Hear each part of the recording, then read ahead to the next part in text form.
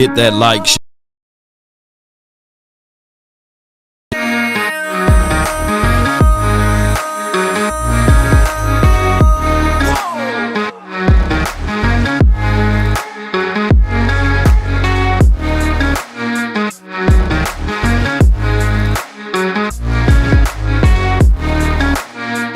Come on, stand tall or not at all on this beautiful Friday. The Cowboys coaching cycle. Destiny arrives all the same. The end is near. Or should I say, I am. Yup.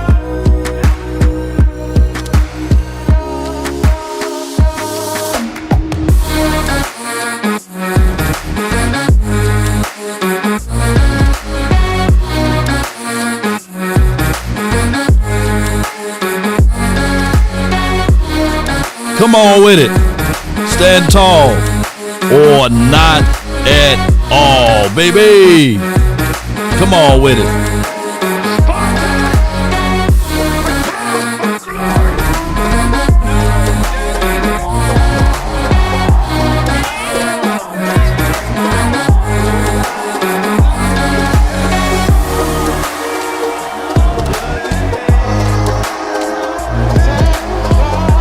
Come on with it.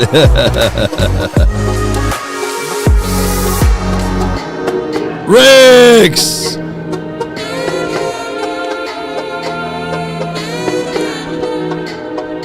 And let's get ready. Are you not entertained? Are you not entertained? To rumble.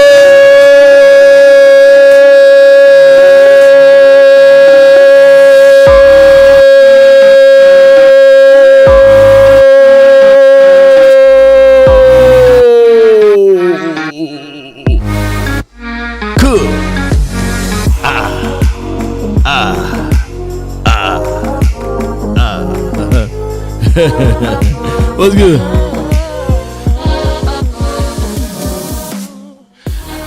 What's up? Good morning, good afternoon, and good evening. Appreciate everybody for tuning in. The name is Law Nation. Come on with it. Appreciate everybody, man. I'm going to get hit with that rumble. I heard that that's illegal for me to say. I forgot the guy name that says, let's get ready to rumble. But, you know, we'll take a sacrifice here and there. Speaking of sacrificing, Jerry Jones and Son, you know, they are always in the mix just to start. Buffer, you know, it's they're gonna kick me off again. So if I'm stuck like that, y'all know why. Yes, indeed. Let's get ready to rumble. Shout out to Toxic Tom. Shout out to Action Powell. Appreciate you, Jameson. I hope all is well with you. Everybody that's watching, man, if you're on the Facebook, do me a huge favor. That's been working. Sharing is caring. Share it to everyone. Drop it in their DMs. Drop it in their mentions and all of that stuff. So I appreciate you. Michael Buffer. Yeah, appreciate you, his name. Boy, they going to come get me, man. Jeez. They going to come get me, man. But neither here nor there. Let's get back to this Jerry Jones thing. Shame. And Mike McCarthy. I got it somewhere around here. Yeah, somewhere around here. Okay. All right. Riggs, the own riggery. Mike McCarthy contract expirations. You know, he's expired like old milk. You know, who had that old milk? You pour it and just clumps come out of it. You know, Chunky Mike. Pause if necessary. Cowboys have until January the 14th exclusively negotiations with head coach Mike McCarthy. So they can do either one or two things.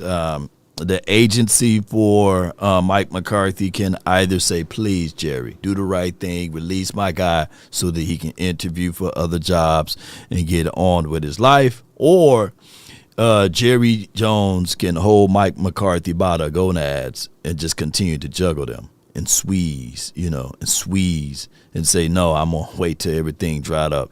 the Joneses have been known to do this before. Not saying that Jason Garrett had an extreme desire out there on the open market, but the Joneses have been known to at least squeeze them when they want to.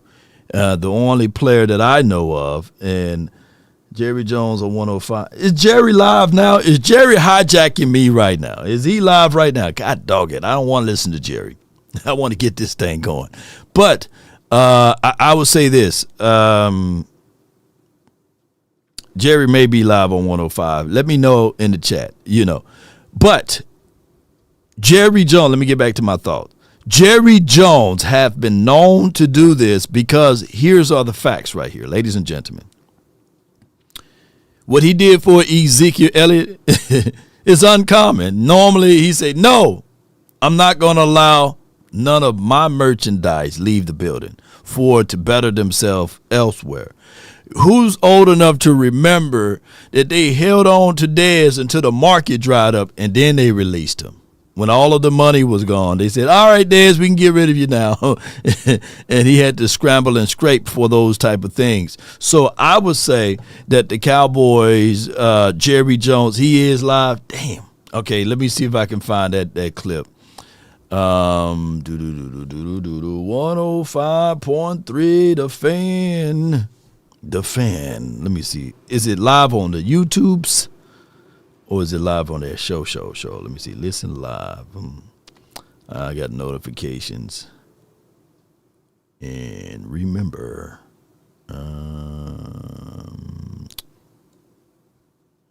Okay, it's loaded. I want to invest more into that. Yeah. I like the way that we brought along young players. We were forced to because of our injury situation. Nah, you were forced to because you didn't make the moves. We have coached up and got young players ready to be playing next year and into the future. Hijack Jerry. So, to me, that's an integral part of being a coach. It's important to me. Sometimes coaches do have a shorter view as to their position with the team. I once had a great coach tell me that no coach really thinks beyond 5 years. Well, I think longer than 5. And so, it's been damn 30 years now, though. But it's the right combination. I'm where I should be, and they're where they should be. And it's more of a now thing relative to coaching than the long-range pitcher. But should I take the clown down or no? Jerry Jones joining us here on the KNC Masterpiece on 105.3 The Keep Fan. the clown up, or should I take the clown down? You've had a lot of clown things down. to say about Clown Mike Zimmer down. and what he's done in recent weeks. Put clown Do you down. think Zimmer will have the opportunity Or to be a head clown coach up in the in the NFL chat. again? I think it's possible. Yes, I do think it's possible. And because he's got really an outstanding resume relative to his head coaching experience. But more important, Mike Zimmer, without being trite, Mike Zimmer is very unique. And, boy, here he is, accomplished, tremendous experience. Mike is a coach's son. And so he grew up in coaching. And he's had the experience with a lot of players. He's enjoyed really outstanding success. And I'll tell you this right now, from being around him, there's no question he's got that fire in his tank. And so it's really then you can't be around Mike Zimmer and not understand his road and how he got there, both professionally as well as in his personal life. And anybody that's dealt with that, like he has, some of the tragedies that he's experienced. And yet there he is coaching young men and looking for the best in them and putting it out there for them to get if they'll take it. And all of those things, it's just, it's great to know. It's great Double to glaze. have been a part of Mike Zimmer. You're absolutely dead on with that, Jerry. In the small time I've been able to be around him, all those things, you nailed it right there. There are reports that John Gruden is looking to throw his hat back in the ring. A clown and a pig. What are your thoughts on John Gruden? I just don't have any comment there at all. Okay. And seriously, one way or the other, John is a friend, and but let's leave it at that. All right, that sounds good. John Gruden. People do say that this he ain't gonna speak on John Gruden, y'all. We've heard that for many years. You see something that works, you go, hey, we want to kind of simulate that. We want to mimic that just a little bit. What teams around the NFL do you look at and say, that would be nice if we could mimic a little bit of what they're doing? It was a good question. Well, I'll just start at the ones that are in the top seeds in their divisions. And they've been able to, in varying ways, they've been able to get to that spot as we get down near the end of this season. They've been able to get that spot, and you cannot help but look for the things that they've done right and look at the how they have handled their challenges. Every team has had challenges. And you can't help but look at that Kansas City bunch up there and admire what they're doing and look at them. That goes with it. On the other hand, I'll be very candid with you. Some of the best things that I've seen done in the NFL were when you went against the grain. Bullshit. And you say, well, this thing is really working. It's copycat. It's mobile quarterbacks. It's any number of things. It's fast, small linebackers, those kinds of things, as opposed to the bigger guys that help with your run stopping more, all of those kinds of things. And so you really can catch the league. As a general rule, you can catch an opportunity sometime. I'll never forget Chan Gailey told me, if you'll go get me this particular quarterback. He was a great option quarterback in college. And he said, if you'll go get me that guy right there, I'll win a championship here before the rest of the NFL knows what happened. And he was really right. Who was the quarterback? So that's the kind of Quincy thing. Carter. I'm trying to make a point here that it's just as fertile ground to be looking for ways to go in the different direction as to what is trending, the opposite of copycat. Go in that way because there are more players available. There's more opportunity when you're going against what is in vogue. I mean, heck, Jerry Jones made his career off being a trailblazer. When it ask him who was the quarterback. When is the plan for Cooper Rush to start on Sunday? We're for obviously, if you will, competitive reasons. We're basically not saying until game day. I know that there's been some discussion on what his bonuses, his incentives could do if he plays a certain amount of snaps. Now you say that, Jerry! Competitive reasons! For guys being on the field. Wow! Who makes that decision? Does an agent pick up the phone and say, hey, by the way, my guy needs to hit this? And you're like, all right, we got this. How does that work? No, it doesn't work that way, I'll tell you. It's usually a look at the past and see where they are. My understanding is that he's done well with his bonus so far this year. Now, he just by the nature of things, his bonus was structured that if something went awry with Dak, then he would have a better opportunity to create a bonus situation. Those are all team. That's for the team. Those are for the team. Those are to create the ability to get players and get them in position. And so usually I've never minded paying a bonus out because that meant the team was doing better or doing well because they were making a contribution that was possibly thought about when they made their contract, and it's come about. But that's the look at bonuses is always, in my experience, total hindsight and never as you would look forward on a game-to-game basis. Jerry, as you're going through the process of deciding what's next for your coaching staff, is it a little bit frustrating to see Dan Quinn and Kellen Moore having their success within the same division? Well, it is not frustrating. It's not frustrating. It's just, you're maybe proud but jealous. They one and done teams, man. They're gonna be on this couch with us. Know them that they're outstanding coaches.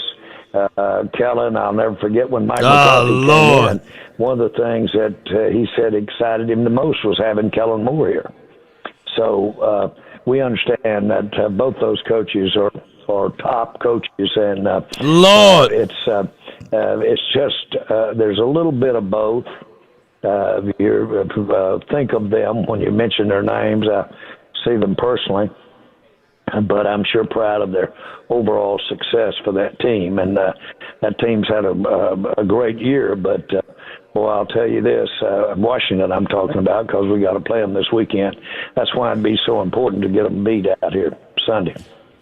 Yeah, and when you talk about Washington, Jerry, like they did turn things around pretty quickly this year with Dan Quinn, and then obviously getting they haven't won a playoff game yet. Now, we're just a couple of moves away. Were they just a quarterback away, or was there something else that Dan Quinn brought to that team? Y'all kissing. Well, I would give Dan Quinn every ounce of credibility you can for what they're doing, and he deserves all of it. And the obvious is the obvious. They're an inspired group. Now they've got a great ownership group. They are really driven. They've got their aspirations are to be at the top of the mountain, so to speak. And so that's a great situation up there. And plus, that team represents the nation's capital, the capital of the United States. And the Washington team of our country. So I think it's one of the nobody doing all that for Washington. Outstanding franchises in sports. And these guys will be able to get the most out of it.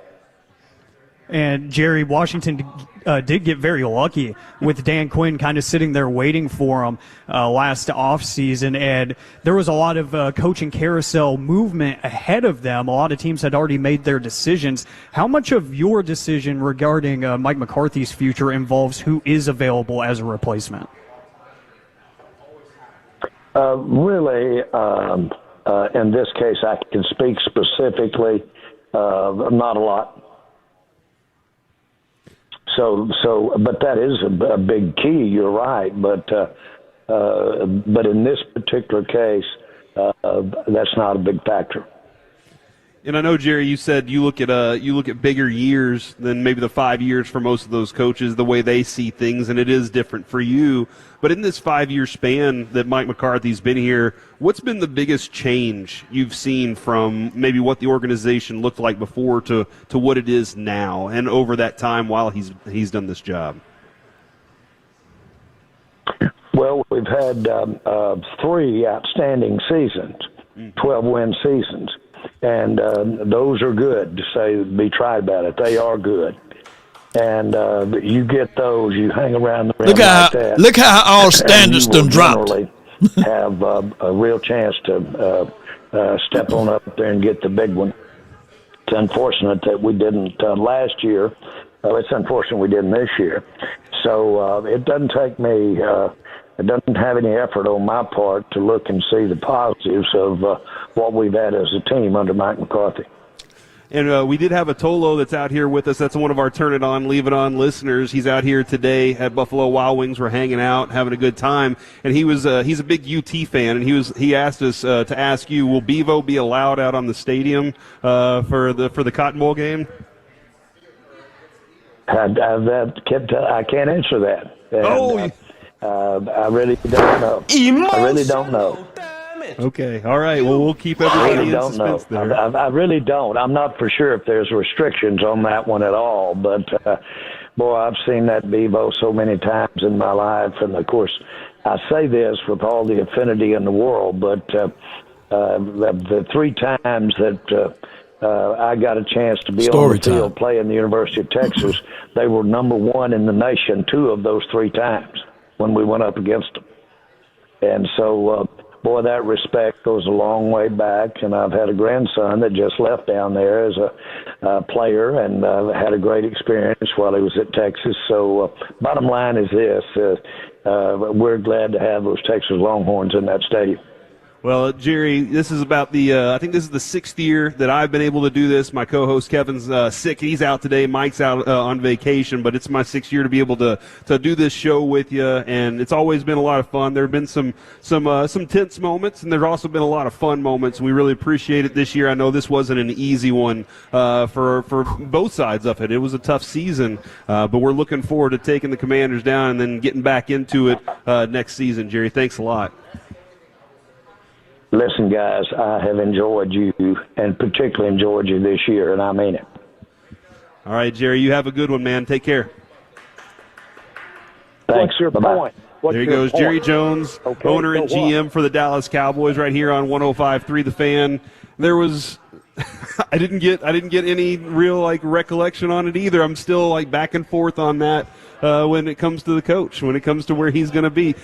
How did you feel on that one? I was hoping that I could get him on. You got him on one of those where he's like, I can't say much, but here's what I would say. Kiss the hand, I was huh? hoping to try to get him on a couple of those, which I thought he gave some good insight on Mike Zimmer because he's talked a lot about him and the job he's done recently, and it's pointed to all signs to me that he's coming back. I don't know about McCarthy, but when y'all discussed Zimmer and his conversation this week with the media, did y'all discuss that as No doubt, man. That's 105.3 The Fan. Salute to those boys, man, for being at the Buffalo Wild Wings while they did the interview. So the sound and the audio was pretty good. So salute to 105.3 The Fan. All I can say is with this collectively is that although Jerry Jones hijacked my show today, it's one of those things whereas it's the same. I see no changes in this organization, and I'm not being, in the words of Jerry Jones, trite, but I just don't see anything. I think the Toxic Tom said it the best. It won't change until Jerry Jones tastes the dirt. And an old mind, a reprobated mind is what he got. He's not changing his ways. And I'm not being negative Nancy here or negative law.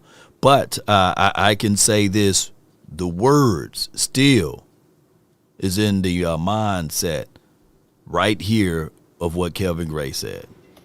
And y'all know they had to get rid of him when he was on 105. He had to leave because he spoke too much truth. Not saying that they got rid of him, but he had to go. He had to go, and this is one of the reasons why.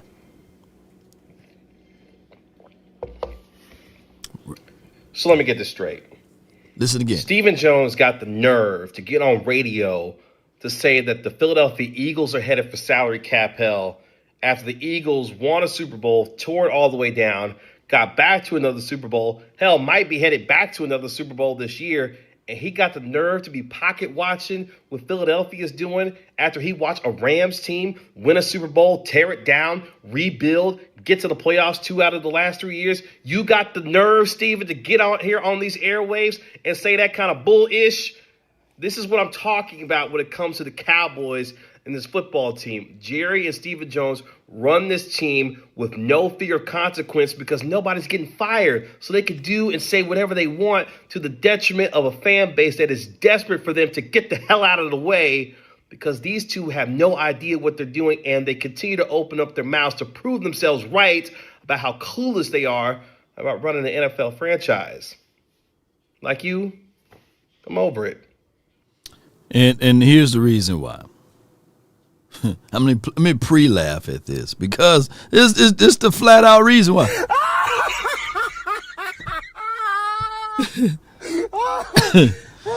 I'm going to find me some clown music and I'm just going to start playing it, in the background whenever Jerry Jones speak, him and his son. Here's the reason why. He said, this naysayer said, because of competitive reasons, I'm not going to announce who is going to start. And all year long, Jerry will weeble wobble himself up there with a salt shaker and a McGriddle and let the whole world know who's going to start on. Here's the craziest thing. He don't let them know on Saturday. He don't let them know on Friday. He don't let them know on that Thursday. He don't even let them know on Wednesday. But it's been documented all year long that he opened up his mouth and he spit out, hey, our plans are, on Tuesday. On Tuesday, that gave a lot of people prep time. It gave tremendous, it's like giving Batman prep time.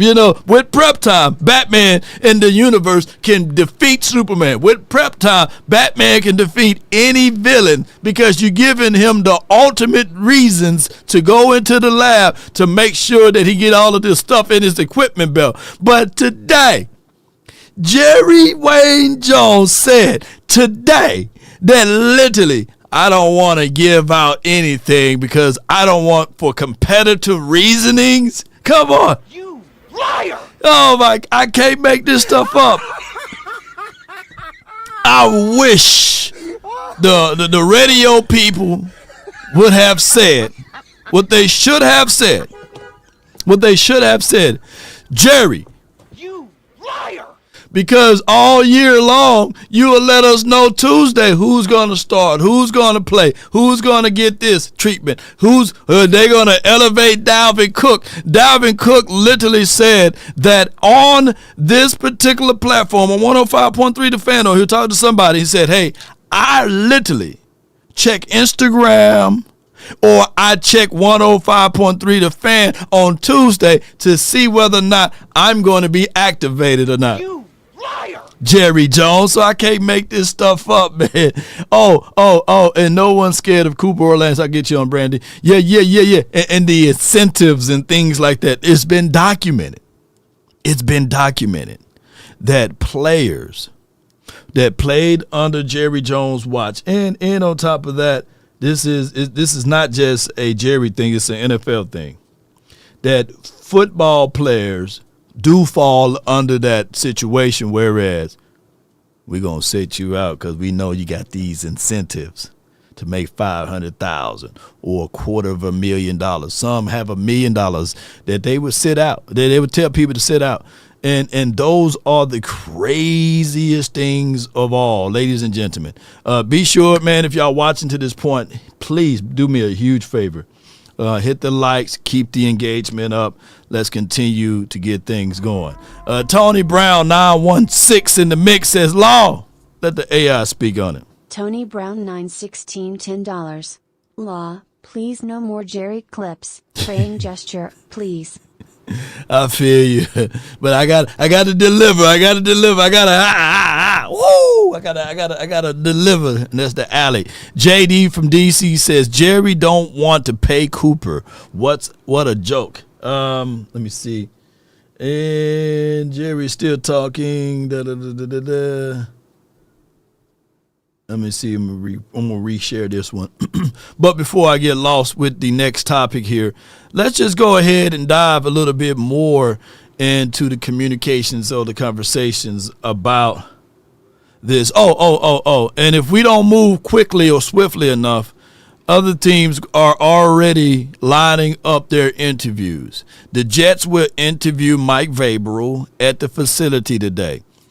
Over the last 5 months, he spent extensive time with Vrabel as he worked for the Browns. He reflected on the Titans' tenure and opened up about what he wants next, and that's inside the gap year. Now, granted, the Cleveland Browns haven't been very spectacular this season, but it's a difference in being a head coach versus being somebody like an ancillary piece that can give advice. So, I would say this. Last night on the Cowboys Collectives, I think Attack on the Cowboys, formerly known as Dak Attack, he don't like Mike Vrabel. He don't want defensive head coaches for the Cowboys, which I get it. This is an offensive world, but defense win championships. And if I go right here and I hit this plus sign, PFF, and let's see if I can pull up the Kansas City Chiefs defense and see where they at. And I'm gonna say this though. Damn, I can't spell today, boy. What's going on, boy? Boy, shoot. I was putting everything but Kansas. With by far, one of the greatest quarterbacks that Dale or C. Burleson, Ice Cold Cowboy, Will Nico, and Roger M. Jamerson Taylor, one of the best quarterbacks that you guys may have seen in your natural lives, is blessed with the second-ranked defense in the National Football League. Yeah, that's like donating to Bill Gates. Like, Bill Gates, hey, Bill, you need $5? Here you go. That's like donating to the Tesla dude. You know, like, hey, you need about $10, I got you. They got the second-ranked defense in the National Football League, whereas I know for sure some of y'all will get rid of y'all spleen for a Pat Mahomes. Y'all will say, hey, you can have the pinky toe and the big toe off of one of the other foot. You know, yeah, you be the 8-toe having this person in Cowboys land, right? So, yeah, and they are blessed with the second-ranked defense since the Cowboys been with Dak Prescott and PFF existed. We never had a chance nor an opportunity to pull up PFF, type in the Dallas Cowboys, and see defense ranked number 2. Even if you want to look at the tenures or the 3 years we went 12-5, we never, ever ranked number 1, number 2 in defense overall. We might have ranked in number 1 in takeaways. Stopping the run would be at 30, or stopping the run would be at 25, or stopping the run would be at 15, right? But we never got a chance overall to have the number 2 or the number 1 defense. Come on with it. Now, I do get my guy Attack on the Cowboys point. You need to be able to score points. But I'm going to say this till I'm Cowboys blue in the face. The 49ers was at the 9-yard line, and they couldn't get it in that Super Bowl. If they were to get 9 yards, they was 9 yards away from the Super Bowl. If they were able to get 9 measly yards, don't y'all know that the 49ers would have been with 6 rings, and we'd have been sitting here saying, damn, man, look at what the 49ers been doing, man. Come on, man. This is terrible, man. Look at that's what have been all of Cowboy Nation, right? Yeah, and they played that team twice. And the defense was able to stop the 49ers twice. Now, of course, they had Jimmy Garoppolo the first time. You know, that's Jimmy Garoppolo. But what I'm saying is collectively, yes, offense is flash. Yes, offense will always be sexy. But defense win championships. And I'm going to tell y'all, one of the things that's been overlooked here in Dallas, because everything offense will sell tickets, everybody, mama, uncle, cousin would talk about the triplets, but you don't win a damn Super Bowl without that defense. If y'all go back and watch those 90 teams, you'll realize, we had some stout defense to a point. I truly believe we don't have not one of them if you don't even make the acquisition to get Charles Haley. Yeah. Defense win championships. Defense do. Offense sell tickets, and of course, I'm going to say this again. Yes, you would need offense to put points and put scores up. But don't sleep on defense. Now, to the other counter argument to the argument. Mike Vrabel and my guy Dak Attack does a great job, or Cowboys Attack on the Cowboys. Yeah, he does a great job of pulling up the stat lines and everything because Mike Vrabel haven't been ranking in the tops as it relates to defensive categories. But what most people are looking at out of Mike Vrabel is temperaments. Is what most people are looking out of Mike Vrabel is culture, what he'll bring to the table. And I'm not saying that Mike Vrabel is better than Mike McCarthy. Shit, I'm tired of all of these Mikes. You know what I'm saying? But I would say this too.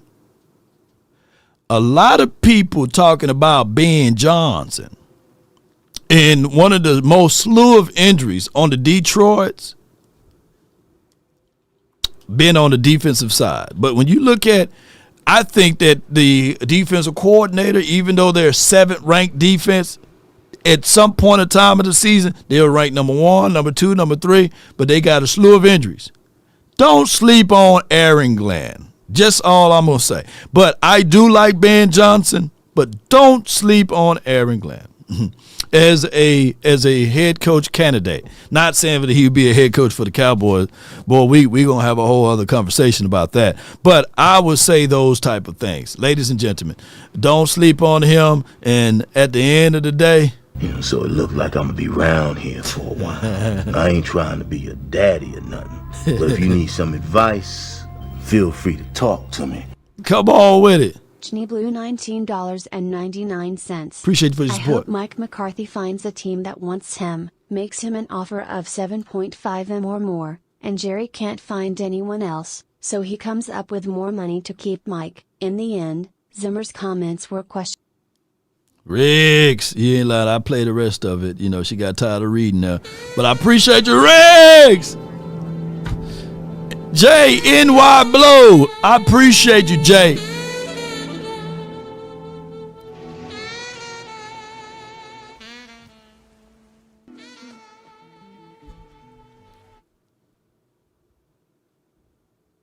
So, in other words, I'm dissecting what you're saying.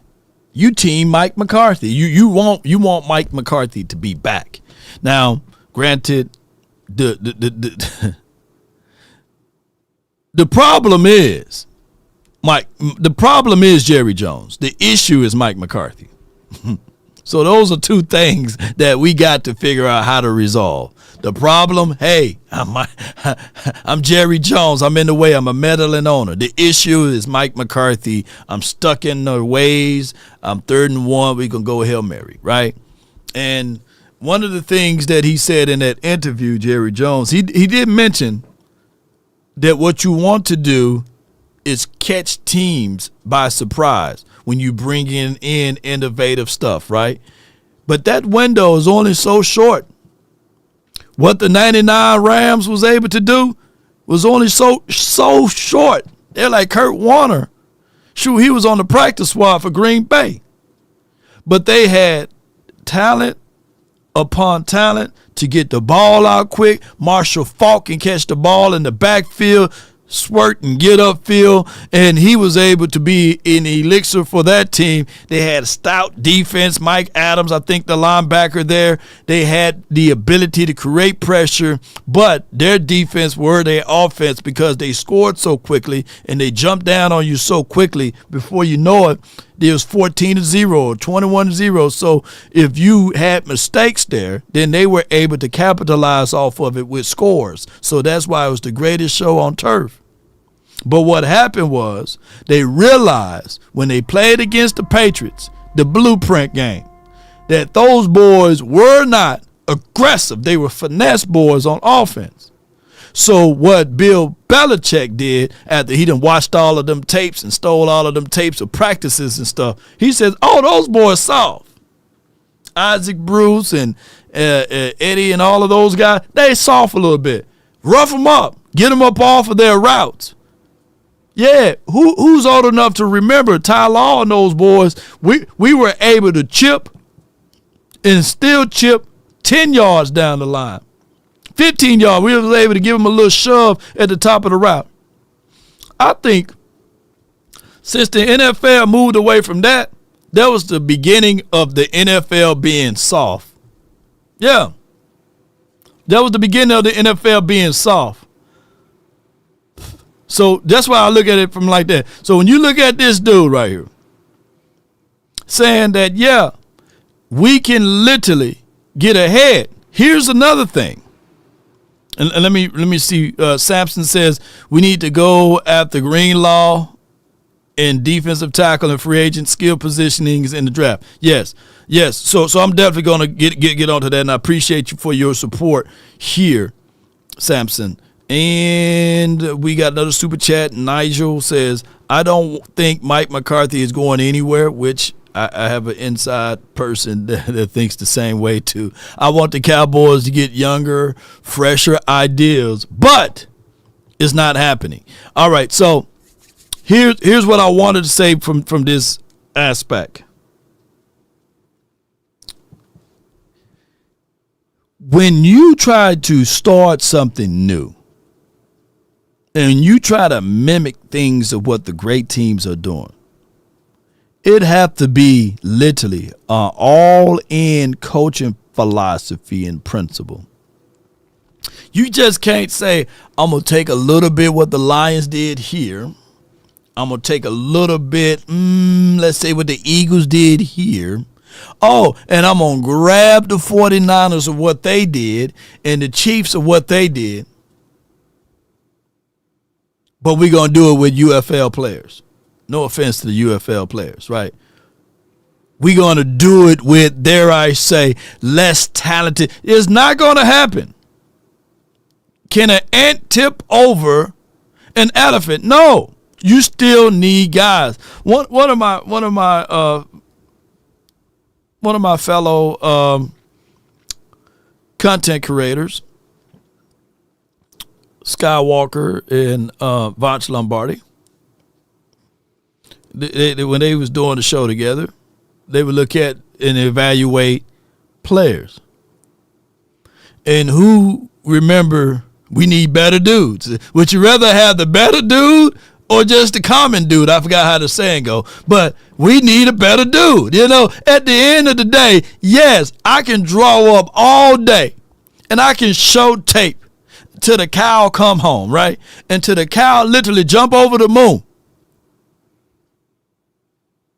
of how to play proper DB play for Andre Booth. But guess what? I can have Deion Sanders in the room with Andre, Rod Woodson. I can pull Reeves Island and put them all in a room and sit down and say, Booth, this is how you play the position. He can watch it. He can try to attempt it. But at the end of the day, we're going to still need a better dude. You know what I'm saying? Because he ain't going to be able to obtain it. Shout out to Booth, though. You know, he just ain't a good dude. You know what I'm saying? You're going to still need a better dude. Y'all know. Yeah. Matt Batten says, on top of that, we need a better owner. Yeah. The only thing is with the owner, is that he ain't going nowhere. He's off his furniture. We're going to keep banging on the table to get rid of him. But that man got 1,000 lives, man. Well, Marcus, let's just play the game. Let's play the game, though. If Mike McCarthy isn't the coach of the Cowboys. You just hit my point. But you want to go to New Orleans? But if it isn't him, no, you don't want then who? Who do we want? If Who do you you're a want? Cowboys fan, who are you saying, Jerry, go get who? The name you just said makes it very difficult to go get anybody. Oh, the name Jerry. Yeah, listen, man. The damn repetitive record of, are you going to let the man do his job? Like, Ben Johnson doing great. Everybody here, hot commodity. Yeah. Ben Johnson ain't going to Dallas and tell Jerry what he doing. Nope. Aaron Glenn ain't going there. People talk about Bill Belichick and go. No, he's not. No chance. This man fired a 2-time Super Bowl winner 20-something years Listen ago. properly. And then won it again with Barry Switzer, and it validated a terrible move. I think you would have won 5 with Jimmy Johnson. Yeah. Sometimes your success can be your enemy. But listen. And, so it's just a lot of what is that coach going to be able to actually do when you name him a head coach? Marcus, let's. You know, the lie always catches you in the wrong time. You know what I'm saying? And one of my favorite series I watch, you know, it's a movie called Suits. this guy have a photographic memory. He can just read it one time and recall it for the rest of his life. That brother, he read something when he was 4, 5 years old, can just recall it. And that's his gift. But it's also his downfall, right? Because, smoke a little here, party a little there, and never got himself equipped to set himself up so that he can get the piece of paper to graduate properly. And when you take shortcuts in life, yeah, you may get away with it, but when it's time for the rooster to come home to roost, who's going to have your back? You know what I'm saying? Because the lies won't. And when the truth comes out to settle with you and fight and wrestle you, where will you be? Now, it's based off of a movie or series that there's some people that do have photographic memory, and sometimes it's time for you to seize the moment, and sometimes you got to lie to kick it. But at the end of the day, one of the ultimate things could be that your success could be your biggest downfall, right? And your greatest strength is your greatest weakness. Ooh, boy, we philosophy here, man. Toxic Tom. Yeah, so here's that's a good series. Y'all check out Suits, and I think they got a spin-off now, and they're doing a whole bunch of other stuff. I like when he jumped over to being on the financial side. That brother was good, man. They have some good skill sets, But neither here nor there. They realized, somebody found out, hey, man, you didn't graduate from Harvard. You know what I'm saying? And that boy was scrambling and scraping, boy. He was scrambling and scraping, and they end up fixing it so that he can get this paper right. But it hit some people wrongly because not everybody have the talent level of being able to photographic memorize stuff. But neither here nor there before I get off topic. Jerry Jones' biggest success was ultimately winning the Super Bowl without Jimmy Johnson.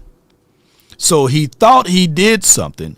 Who remembered Barry Switzer was holding the trophy and Jerry was like, give me this trophy. This is what I've done, right? But then the truth says, all right, I will let him know the following year that it had nothing to do with Barry Switzer, but everything to do with Jimmy Johnson's philosophy and principle and the people that he ultimately drafted here or coached up. Because that was the birth of, Troy Aikman saying that basically, what are we doing here? We pandering around, and coaches ain't doing nothing but slapping people on their asses here. When are we going to say enough is enough? So they had to win in spite of, dare I say, Barry Switzer. And the truth took his time and then literally knocked on Jerry's doorstep and said, Jerry, you know those 500 coaches that you said that you can find to win a Super Bowl here? You still can be looking for them 500 coaches because at the end of the day, Barry didn't have nothing to do with this Super Bowl technically. They had to lean and pull things from Jimmy Johnson in order to get over the hump. You made a big mistake here, So he's been chasing that ghost ever since. And a third of the Cowboy Nation, we're also still living off of that 90s high. That's a real good high, by the way. So when would Jerry understand this? Step back, step down. You gonna still get the shine. But write this down. Validation is only good for parking. Because people want to get validated. People want with all of their heart, soul, and sinew to be accepted. And that's how the modern day society is, believe it or not. Everybody want to get accepted. Everybody want quick money. Nobody want to get it out of the mud. Everybody want to make 6 figures or more. Nobody want to get it out of the mud and make 20,000, 28,000, 30,000, 40,000, 50,000 to build themselves up. Yeah. Everybody want to be high ranking, high class. Because that's what exhibited and exuded from all of the social medias. Because they look at one person and say, oh, look at Mr. Beast. I can be that guy. Yeah, you can be that guy. But how much work are you putting in to get there? But we live in a microwavable society. Yeah, action. That's all we got, dog. We all living off that 90s high. Yeah, shoot. People not even born in the 90s, and they fool around and caught a whiff of it. Woo! That's how the Cowboys were. Yeah, we telling them, like, yeah, we used to dominate teams. We used to go in knowing we were going to win. We used to be able to speak boldly and say, put that in 3-inch headlines. Shoot, but now we got to tiptoe, and lo and behold, look how the mighty done fall. Now we want to pat everybody on the back to say, yes, 12-5. Oh man, that was a great year. 12-5. 12-5. Don't y'all know that Jimmy Johnson, he went 12, I mean not Jimmy Johnson, but Barry Switzer went 12-4. And people was ready to explode then. Get rid of Barry. But now, 12-5, that's the equivalent. For us to be happy and go daddy. Yeah, let's go daddy. You can put that on a t-shirt. Go daddy, we 12-5. Mid at best. And I'm not taking away from the 12-5, but that's what Jerry Jones lamented. Oh man, hey, 12-5, it could be worse. But he set the standard. Jason Garrett literally handed the keys to Mike McCarthy. Here you go. Run this ship. Yeah, so it's crazy. So it's just what it is. It's what it is. Let me see. Boy, I'm beating up the Joneses really bad. They gonna come and write me another letter. You know what I'm saying? Yeah. But here it is right here. Let me see. I think I have it right here. You know, one of the biggest questions that's going to start immediately for the Dallas Cowboys is the future of Mike McCarthy and that staff with this organization. He actually was a little reflective on that today, talk about getting to the stadium earlier. And, you know, how soon do you think a decision will be made by you and Jerry and announced to the public? Well, we just, like I said, we've been so focused on this season. We hadn't really even thought about it in terms of timing. Obviously, Mike and McCarthy and his staff, between Zimmer and Bones and that whole crew, have done a hell of a job for us. And, obviously we'll really sit down and go over that. But, in terms of, starting to set up time schedules and those type of things in terms of when we'll make decisions, we haven't gotten to that point. You know, one of the I need to create one for Steven. I forgot. Got to create a cloud for Steven. As the sun is cascading in my eyes here in my studios, maybe I need to pull my curtains back a little bit or close my curtains. But neither here nor there. Yeah. It is what it is. Shout out to Master P. He's this is going to be another quick segue before we head into the call lines here.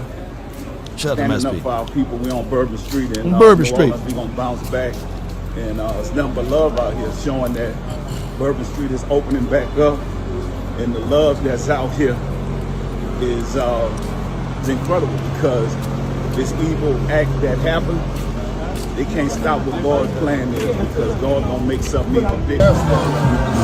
Let's get it. They ain't folding up like wallets, man. They walking on the streets there. And if you somehow been down there in that area and something happened to you while you was there, and maybe you got bumped by a car and stuff like that, you can still do this right here.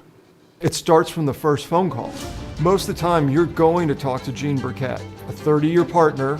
You're not going to talk to some employee that just got put on the phones that day. There are things that are so crucial, especially if it's a cataclysmic event, to have our experts get out and look at the vehicle, witness statements, photos, the whole thing. Call Frankel first. Chosen by the people, feared by the insurance companies. Call Frankel first. That's 214-817, and all of the threes your hand can dial on that button Reach out to Frankel and Frankel Personal Injury Lawyers. They have a combined over 100 years of experiences, and they're located and based out of Dallas, of course, and they're located here in Texas. But, you just never know the long arms of the laws, man. So if you out of the state of Texas, still reach out and let's see what we can do for you. On top of that, ladies and gentlemen, like I said, one call, that's all. But if you can't get to the phones, visit frankelfirm.com, and they will be able to answer all of your needs. Come on with it. Master P looking very like a politician, Shout out to Master P. Nah. Appreciate y'all on this beautiful Friday, and also give me your score predictions and everything else. I got from the 2 to the 1 for Darius. You're live on the Nation, brought to you by frankelfirm.com. You're live. Talk to me. Hey, Law, how you doing, man? What's good with you? Hey, dog, I'm doing good, man. Happy Friday to you, and Happy New Year. Man, Happy New Year's. I'm glad to hear that. So the thing that I want to kind of talk to you about was that I'm trying to figure out if Jerry Jones and Stephen Jones, more particularly Stephen Jones, if he's incompetent or lazy or both, because I always hear him talk about like the salary cap and cap hell and just talking about these other teams and how they making the wrong decisions. But I'm just trying to figure out, like, to me it comes across, and correct me if I'm wrong, it comes across to me like he's just trying to keep the books clean. Like instead of him going into all of these different contracts and restructuring and moving the money, pushing money down and moving money to the side, and like actually, rolling up his sleeves and getting his hands dirty and like making room for marquee free agents, it seems like he just tries to, do it the easy way, to like build through the draft, keep these players on these nice little rookie contracts, and just keep it clean like that. Don't do too much. Right. Just pay your your main players, and then try to win that way. That's how it comes across to me. It does. And I'm not saying that all, but most silver spoon babies are like that. Like Michael Jordan's son ain't as good as Michael. You know what I'm saying? Right. Bill Gates, I don't know if he got kids. I don't think that they're gonna be as good as Bill.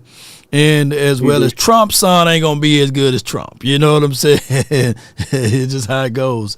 And I don't know, man. I think that Stephen Jones, he's a guy that want to prove a point. And him and Jerry, they look like they're the same age. So they have two different philosophies on their approach to things. And Jerry ultimately loves his son, so he's going to fall on the sword, so we don't know. I don't think that Stephen Jones is built for the war. So if or when Jerry see the dirt, I think Stephen will step back and bring in someone else. To me, like, that would actually be kind of good. You know what I'm saying? Because like if he gonna step back, then that mean, this is what it seemed like. It would mean that we would get a little bit more busier because we would actually have like a real general manager. Yeah. To me that would kind of bode well for us. And then the next thing I would say was that like I said, my only hope for the team. Right. And I kind of have my own analysis in regards to like the head coaches, and not just the head coaches, right, but the coaches in general. Like guys, like when Dan Quinn first got here, it seemed like Dan Quinn got everything he wanted. Yeah. And no, except for Bobby Wagner. And so, and then if you listen to Jerry Jones talk, he will always reference what Mike McCarthy told him. Oh, Mike McCarthy said this, kind of like what Mike McCarthy said. So you can hear like little bees of, he does listen to certain coaches.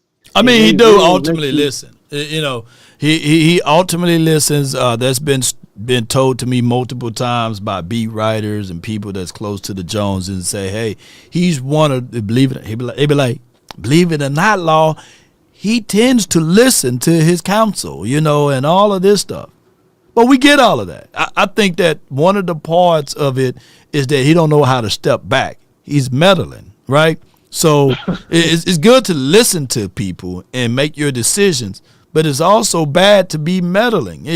I literally walked off from a job from being micromanaged. You know what I'm saying? I got tired. I said, I can't take this no more, man. I ain't gonna tell y'all what job it was, but I was young, man. I said, I can't take somebody all over your shoulder, man, and whatever you do. I said, all right, we'll see what you do when I'm gone, I'm pretty sure that's who it was. Yeah. Yes, I couldn't take it no more. So, yeah. Sometimes it's better to walk off on your own power, man, and go somewhere else, man. I was saying all that to say, like, my last hope is if you do get the right head coach. If you do get the right head coach, I'm not saying he's going to be able to do each and everything, but the same things that we're missing, like discipline, bro. That like Jerry, like. Come on, man. Like Jerry Jones can't. What's the word I'm looking for? He can't micromanage the discipline part. I mean, he could, but like Jerry Jones can't dictate when your team get a inopportune penalty. A head coach will. You know what I'm saying? Your situational awareness. Jerry Jones can't affect that. About how on the fourth down is this down and distance is this situation. Jerry Jones can't affect that. Yeah. But a head coach will. It's certain things like that, like the intangibles, like the nitty-gritty type of shit. Jerry Jones, like people give Jerry Jones too much credit. Oh, a coach ain't gonna be able to do this. He ain't gonna be able to do that. So you telling me a head coach ain't gonna be able to dictate discipline, time management, clock management? Situational awareness. And I get that part. I get that part of the debate there, right? Like when Brian Broader said that, Mike McCarthy did have some control, of personnel and things of that nature, of who to bring in, who not to. So he got some control. And like I said, it's been documented that Jerry do listen, right? And we could be talking about the differences of one being, put it like this, Jerry Jones by himself may be the perfect piece for us, but Jerry Jones and Stephen Jones may be the overall problem, and that's what we're seeing. Keep in mind, the last time we won a Super Bowl, we had Dion here. It's been well documented that Stephen Jones didn't want no parts to deal with that, right? Come on. So now you got war within a war. It's a game within a game over here. And I ain't talking about a throne. So maybe you can say, But that's just what we dealing with as Cowboys. And on one end, the main thing is not winning. It's from Jerry Jones' mouth, right? He probably already looked at this. I'm successful. There's nobody in this chat right now is going to touch $1 billion like I have, right? And that's how he probably looking at it. I got 3 rings, a gold jacket. I got a yacht, a helicopter. Well, I don't want to pay a coach more money. I got to put gas in my plane. You know what I'm saying? So he may be looking at it like, hey, I'm enjoying the fruits of my labor. I done got a deal where I get revenue sharing. So whatever game that's happening in January and February, hey, I still get a piece of it, right? Super Bowl money, I'm still getting that, And I figure out a way, ladies and gentlemen, that's watching and listening, to still parlay that money by doing real estates around the stadiums. So that deal with Stan Kroenke, who, if you look up, put it like this, I encourage people to look up the Forbes list on teams. They got the most billions. The Rams not that far behind. Okay. Yeah. The Rams are about like 3 or 4 slots behind us, right?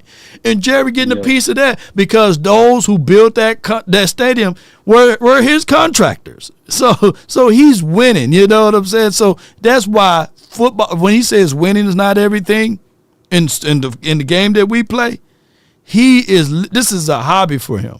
You know. That's what it. Yeah. That's what it seemed like. And then the last two things I'm gonna say, I'm gonna try to make it real quick.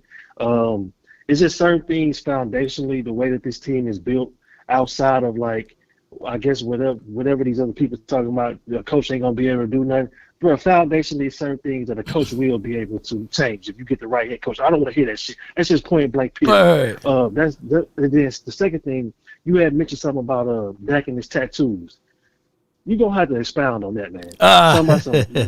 You got it, because I when I heard you say that, I couldn't believe that shit. You couldn't. A quarterback can't have tattoos, or they ain't gonna put you in the game. Well, I'll tell you what. Show me a tape whereas he, since his rookie year, whereas he's going to unwear those long sleeves. You know what I'm saying? and do the research on Cam Newton or what he said that owner wanted him to do ultimately. You know what I'm saying? So there's a certain owners, they got certain things that they want. But remember, they cut from a different cloth from us, you know what I'm saying? And they're not tapped or in tune with certain cultures and stuff like that.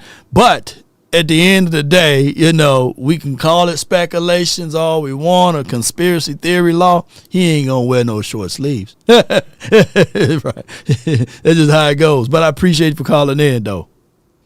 Thank you. Happy New Year's, man. Happy New Year to you, man. Yes, indeed. He ain't gonna wear no short sleeve. It could be 105.3 degrees outside. You know what I'm saying? They're just gonna have them long sleeves on. I don't want Mike McCarthy. I just like to see Jerry swill. Oh, okay. I see. Oh, I see what you said, JNY Blue. Yeah. Damn. Woo. And think about it. You know, Jerry and Steven, they can probably find $7 million a year inside their couch. You know what I'm saying? They may not have it liquid, but they got areas whereas they can find out ways to get the money. You know what I'm saying? Yeah. Yeah, if there's a law, there is fire. Yeah. I appreciate that, man. Y'all know how it goes, man. Yeah. Yeah. Toxic Tom says some people that's older usually see tattoos as unprofessional, while owners have secret kids. Yeah, and he's right. I mean, you can't go work for the police station with this full beard when it's your first year there. You know what I'm saying? You can't wear cornrows and stuff and go into the military and say, hey, I want to join, you know, I want to wear my dreads. And you're going to have to get into confinements because think about it. Hear me out. And they're just going to be real with this. The NFL normally don't like the individual brand. No one is bigger than the shield. So now the baby version of the NFL is no one is bigger than the individual teams. So I can't have you out there being unorthodox, right? I got to have you in uniform. I want a certain look. The NFL sullies and denigrate even those who want to wear the darker shade. You know what I'm saying? For the advisory, right? You got to get a medical clearance, and that medical clearance got to be approved week to week in order for you to have the visor on your face. So we used to look at it like, man, dads look good out there with the dark visor. Let them keep it on. It don't hurt nothing but the brand. We can't have him going against the brand. It got to be a clear shield or no shield at all. Yeah.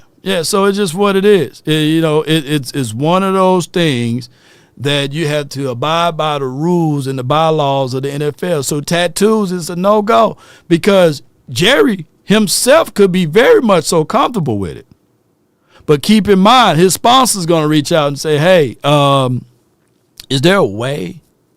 We want to get this deal for $10 million, but is there a way he can cover it up? True story. I had one of my colleagues. He played football for Jackson State.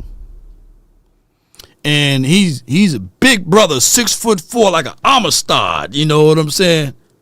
And every time he would interview, because he's in business banking, he never could get the damn job. Yeah. And I almost say his name. His name is Tavares. His name is Tavares. No, so you get a big brother, Amistad stoked, walking in there for a banker's job. They don't know if he's trying to hold the place up. And his name is Tavares. So we met up and we talked about it. I said, why you change it? Why you put T.A. Jones on your resume? Because, man, he says, for one, Tavares Anthony Jones, I can't get no damn interview. And when I walk in there, I scare the hell out of the person that's interviewing me. So I have to tone it down. I wear these glasses because I don't need glasses, but the glasses gonna make me look less aggressive. And I shave off all of my hair because I want to replicate where I'm going. But if y'all know brothers, we look weird without facial hair, especially out the mustache. You know what I'm saying? But a full baby face, I'm saying like, dog, you doing all that for that job? Yeah, if y'all gonna pay me. So on his resume is T.A., you know what I'm saying, then Jones. And he had to wear the glasses and make sure that his, big yoke brother. He my brother, man. But sometimes you got to confine the ways and bend the rules so that the other party can be comfortable so you can get the damn job. And that's how the NFL is with these quarterbacks. You can't fit, you got to figure out a way to fit the part. And you got to figure out a way to fill in to fit the mood in order to make certain crowds of people who got a whole lot of money. A whole lot of money. There are people, sponsors, that are afraid to reach out to Law because when they were just Law Nation without the sports, they thought I was for the Nation of Islam. I'm like, what's wrong with the Nation of Islam? You know what I'm saying? Are you? What's my religion background got to do with anything? Are you part of the Farrakhan? You know what I'm saying? Like, what you mean? Let me put sports at the end of my doggone thing. You know what I'm saying? Oh, you got that full beard. That's to some people, full beard man. We the real ones. But full bearded mans are considered a threat. We are more aggressive. But it is what it is. Sometimes you got to fit into a mold to let the other people feel comfortable. You know what I'm saying? But that's just how it goes. You know what I'm saying? But that's just how it is. Yeah. Temps with tattoos. From the 305, you're live on the Nation. Brought to you by FrancoFirm.com. Talk to me, man. What's up, Bill? Happy Friday. Happy Friday. Happy Friday to you, man. Yeah, man. If they still run about our tattoos and dreads, man, hey, man, this world ain't gonna never change. Then they still. Yeah, I mean, if they run about our tattoos and dreads. Don't you know the reason why you got non-ether? If you have the dreads, it's really not dreads, right? They are communicators. Them non-ethers are the ability to tap into the universe. Now, I don't want to get all philosophical, you know what I'm saying? But, those things are being turned to weaponize those because they say, hey, man, you're a thug. Hey, man, you must be on, I got to hold my pockets, and women's got to hold their purse when they see a 6'2" guy with dreads, you know what I'm saying? And cornrows or even tattoos. People clutch their pearls and clutch everything when they're in the elevator. Yeah, absolutely. I totally agree, man. But with that being said, man, that's why they don't want the face of the league to be Lamar Jackson, right? I mean, even though he don't have dreads, and I don't think Lamar have tattoos, but that's why they don't want Lamar Jackson to be the face of the NFL, right? I mean, man, shoot. Hey, I would love today.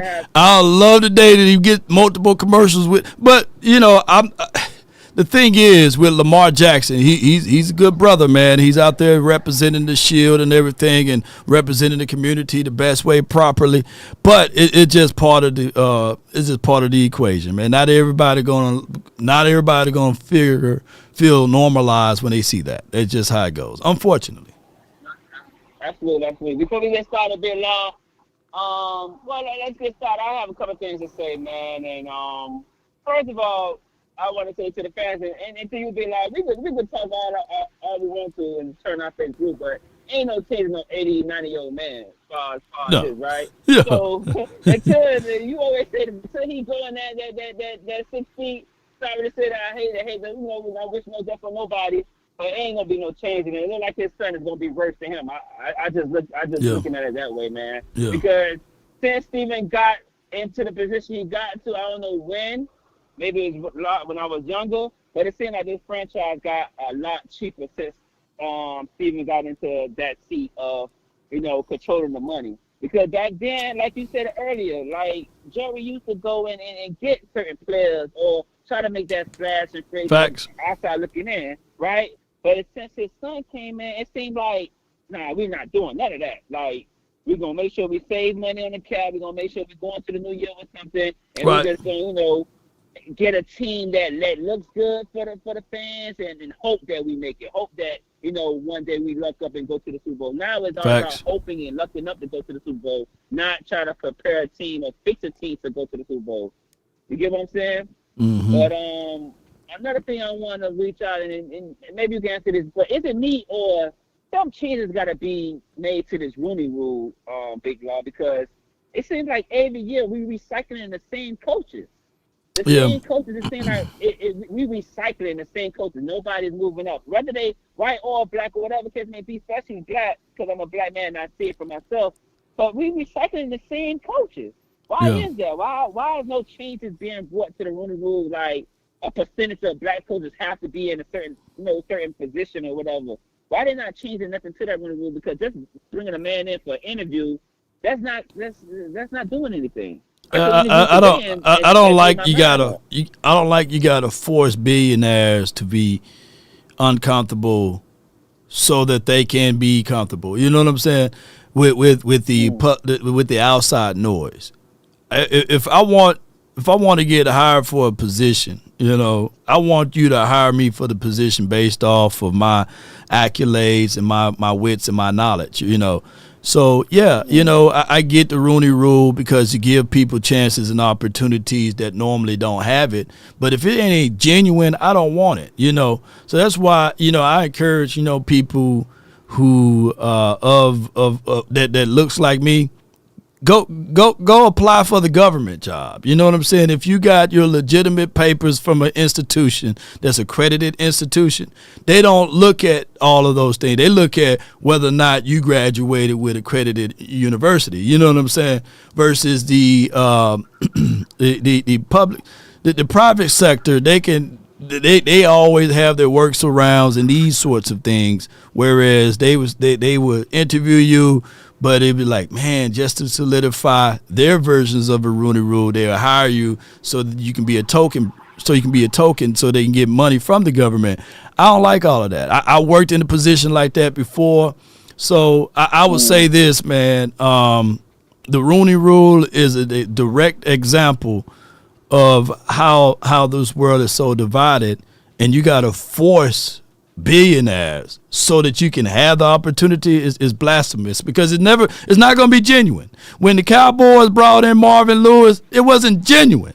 It's a distaste and a slap in our face. You know what I'm saying? Like, come on, man. So you going to so they already had their minds made that they're going to hire Mike McCarthy. But so that they won't get in trouble, they bring in Marvin Lewis and they make the announcement that, we interviewing Marvin Lewis and not really giving the man a chance. That's just crazy. They probably paid him under the table and said, hey, man, we just bring you in to solidify the Rooney Rule, but we already got big Mike McCarthy in mind. So that's why we probably was poised from the curse of not being genuine, and the reason why we haven't won with Mike, because you don't do that. You don't do that to people. Absolutely. So do you blame us as the fans that bring the money to these owners, or the players that pay for these owners? Because something got to change, or when a change is going to happen, because every 10 years we got a bargaining agreement, and it seems like every 10 years they have the players fighting against each other, whether it's for the franchise tag or more money for a practice squad or et cetera, et cetera. But yet it's like they don't, fight for the real issues that goes on in the NFL. I mean, who do you blame on? You blame the players, or it's just a written thing where it's like it's never gonna change? Do you see a change coming as far as that? Well, there's no unity in the NFL. The NFL have the weakest union amongst all of the sports out there because there's no unity in there.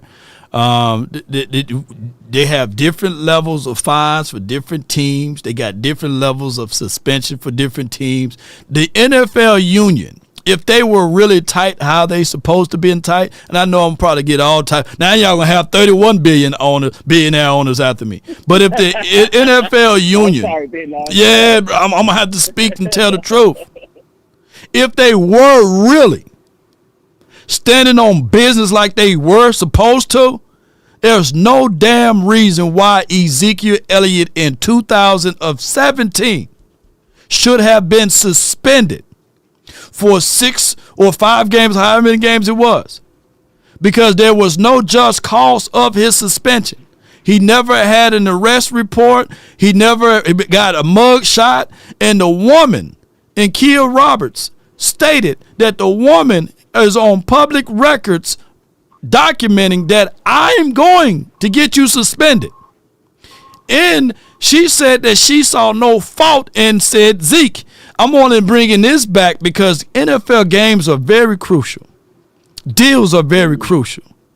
And you can't tell me the Cowboys finished that season 9-7 without their star-studded young running back. These games are valuable. Who knows? Maybe that could have been a window for the Cowboys to win something. If you have Zeke for those 6 games, maybe you have a better record than 9-7. Maybe, dare I say, that the Eagles don't win the Super Bowl that year because, you have the fair and balanced approach of it all. So one suspension by one thing should be the same for all things, right? But the NFL, by them being so docile in the weakest union amongst all of the other sports franchise, and nobody's on the same page, and these owners, every year, they meet twice a year, and they talk about plans on how they're going to direct the NFL flow of cash, money, cap. They talk about injuries and how they're going to implement an extra game to the particular footballs, to the particular season of football. They're going to move it to 18 games, right? I believe, right? They're going to move one more game. On top of that, more revenue, correct? Yeah, more revenue for them. More revenue for them. And the NFL players, the average lifespan collectively of an NFL is 3 years. The average lifespan. 3 years. Like a rapper.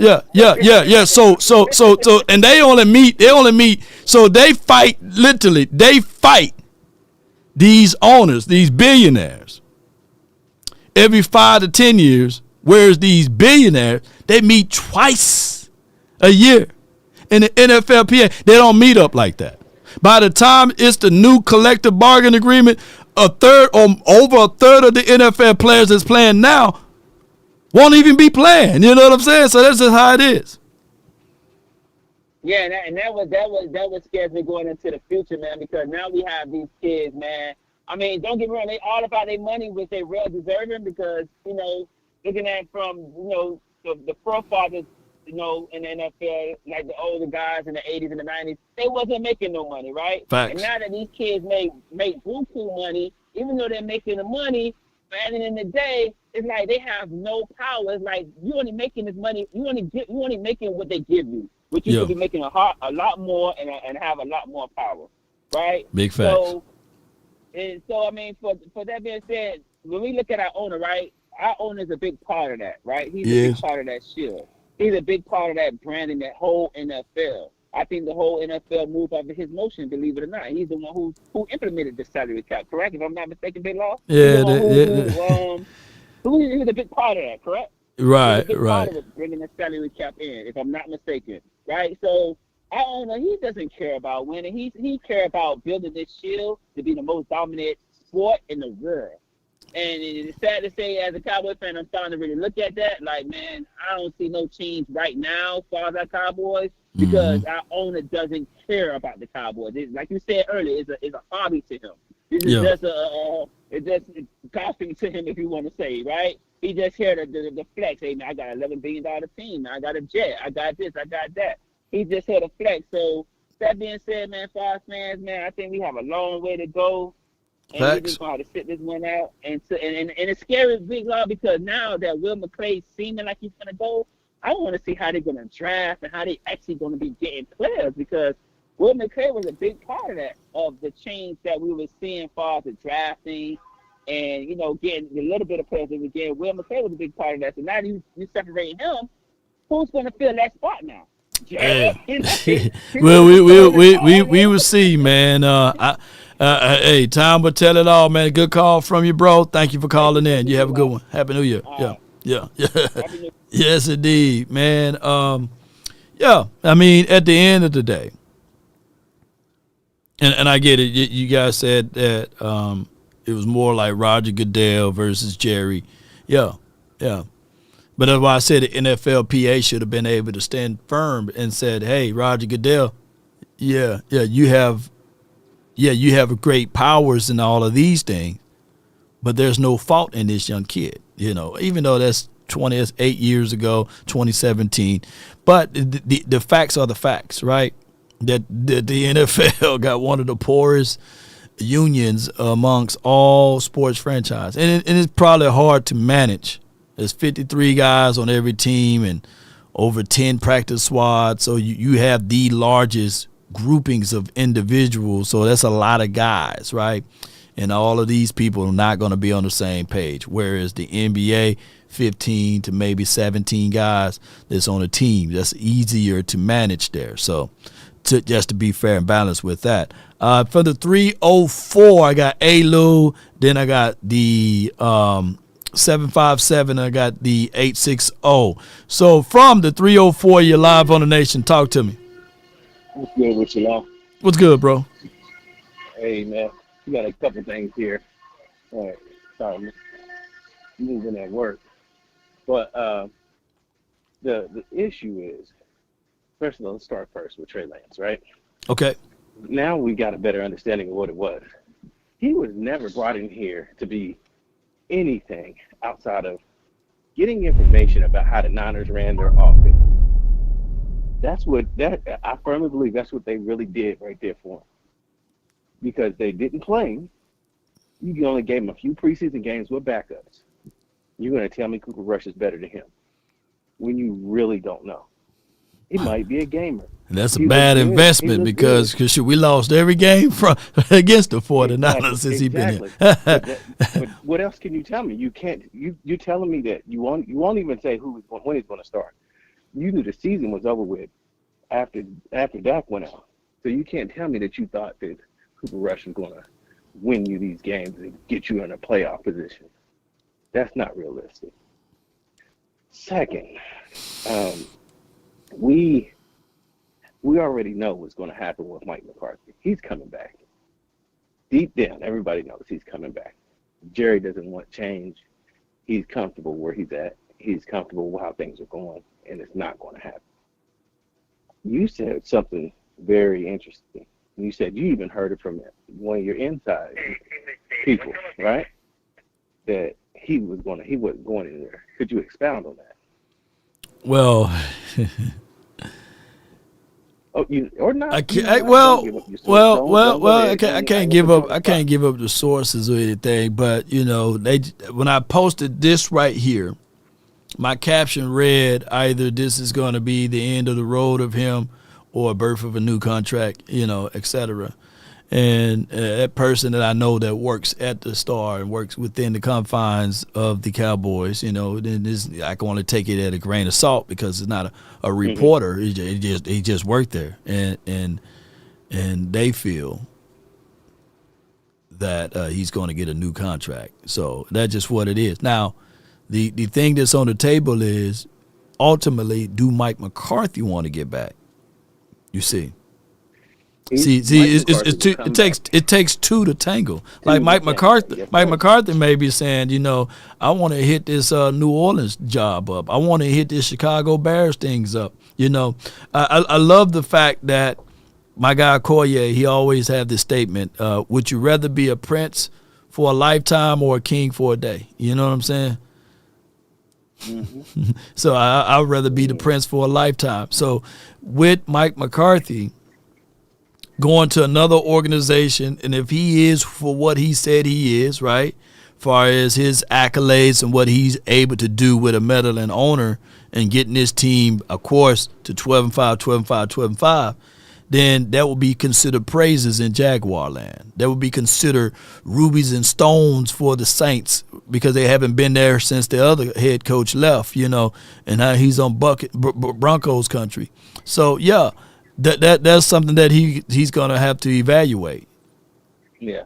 And also the fact that they consistently say, can he sell it to the fans? Can you sell it? Yeah. Can we please stop using the fans? If he cared about the fans and what they were saying, first of all, he would have stepped down. He would have got a real GM. He'd have got a real head coach, and he would have signed major players, or he would have signed competent players and not your CFL hoping they make it work. Like, he does not give a damn about no fans. He's going to do what he wants to do, how he wants to do it.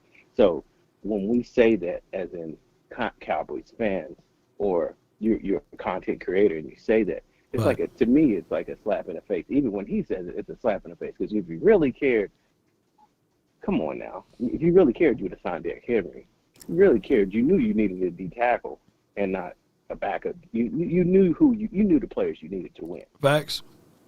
You know, so you need another receiver. Well, they're called conundrums, man. You're dealing with someone who said, "Hey, I already know the answer to the test," you know, and they value Jalen Brooks, they value Tolbert, they value their guys, you know, and they would tell you, "Hey, we like our guys." Here's the other part. Here's the other part of it. When we say, "Hey, they got to at least feel like they're doing something," though. Bringing back Mike McCarthy and keeping everything the same and running it back, that's not going to give a boatload of confidence to some of the season ticket holders and some of the people that goes out and beyond their ways out there in Oxnard, right? So they're going to have to put a little bit more splashes in this particular situation, in my opinion. Oh, I agree with you, but watch. They won't. If Mike McCarthy comes back, which I firmly believe he will, nothing will change. He won't sign a one-year deal, though. That's one thing I think he won't do. He'll sign, it'll either be 2 or more. If he signs he will never sign that one-year deal to be back in the same situation, because they're saying that he cares so much about his staff. I'm sorry. Your staff can come and go, but you got to make your money for your family. Like, I get you care about everybody else, but you're not giving them money off your plate to support them. Yeah. If that was the case, you would be giving you, instead of $300,000 and you know those $5 million that you're making, you would cut half your millions off and spread it out to your other position coaches if you really cared that much. Yeah. But you know, I hate to hear the bullshit because it's fed everywhere. Yeah. And the bullshit continues to roll downhill, and now you have the Joneses getting exactly what they want. Everybody talking about them. Yeah. Yeah, this is why I say it's important for them to stretch this out. You know, it's important for people to say, "Hey, I'm linking Mike Vrabel. Hey, Jerry, you know, he's finna interview with the Jets. What's going on? You know, or whoever else. You know." So those are things that we have to quantify here, and it's just that's how they handle their business. That's their business model, and the only person that holds the key to all of this is Mike McCarthy.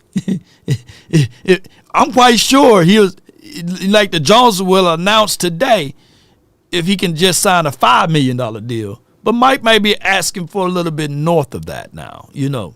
If Mike is smart, he asked for a 3-year deal. With more control. With more control, if he's smart. Now, if you just want to be the get along gang, you'll be back on a 1-year deal, and you'll be Jason Garrett. Yeah, but they do explain that he got a new agent, and he may be pulling the Dak Prescott. Hey, I'm letting my agent handle all of this. He's going to go back and forth. And if his agent is saying that these are the things that my client is able to exhibit and exude, then he's not going to sign for $1 less, right? Mm-hmm. Yeah. Well, we'll see. We'll see, because I'm very interested. If that's how they play it, everybody needs to play it the same way, because the Joneses do not like operating with the agent. They want the player because they're trying to get him on a cheap deal. Yeah. Everybody needs to do the same thing. Micah, Anybody that's trying to sign with the Dallas Cowboys needs to go Yeah. ahead and let their agent handle it instead of them coming in and saying, let's talk to the player. And we'll just give you this little 5 when you're worth 15. Yeah. Rico Dowdle. We're going to give you 2 when you're worth 7. Like, come on now. You know, so if he does it right, he might be out of Dallas, but you have to run the risk. You got to run it, yeah. We're going to see. We shall soon see, Trey man. Lance does not play. Trey Lance does not play. This was the biggest trade failure for the past 5-10 years. No doubt, man. I appreciate you, man. Thank you so much for calling in. Hey, appreciate you. That's A-Lou. All right. What we moving right along pretty well. One of my favorite shows, man, is Pawn Stars. You know, they're located in Vegas. I know it's a bad picture I got right here, but it's a picture. And what I wanted to say is, these boys, they do the same thing, man, when it's time to negotiate, you know, especially the guy with ball headed to the far left of your screen, right? They always say, man, when they get these things, man, and it'd be an artifact or something like that, and then they say, hey, man, I got a guy. It'd be like something like this. Hey, I got a guy that's going to take a look at this, and we're going to get a full evaluations of it. You know, but you want $3,000 for this chip.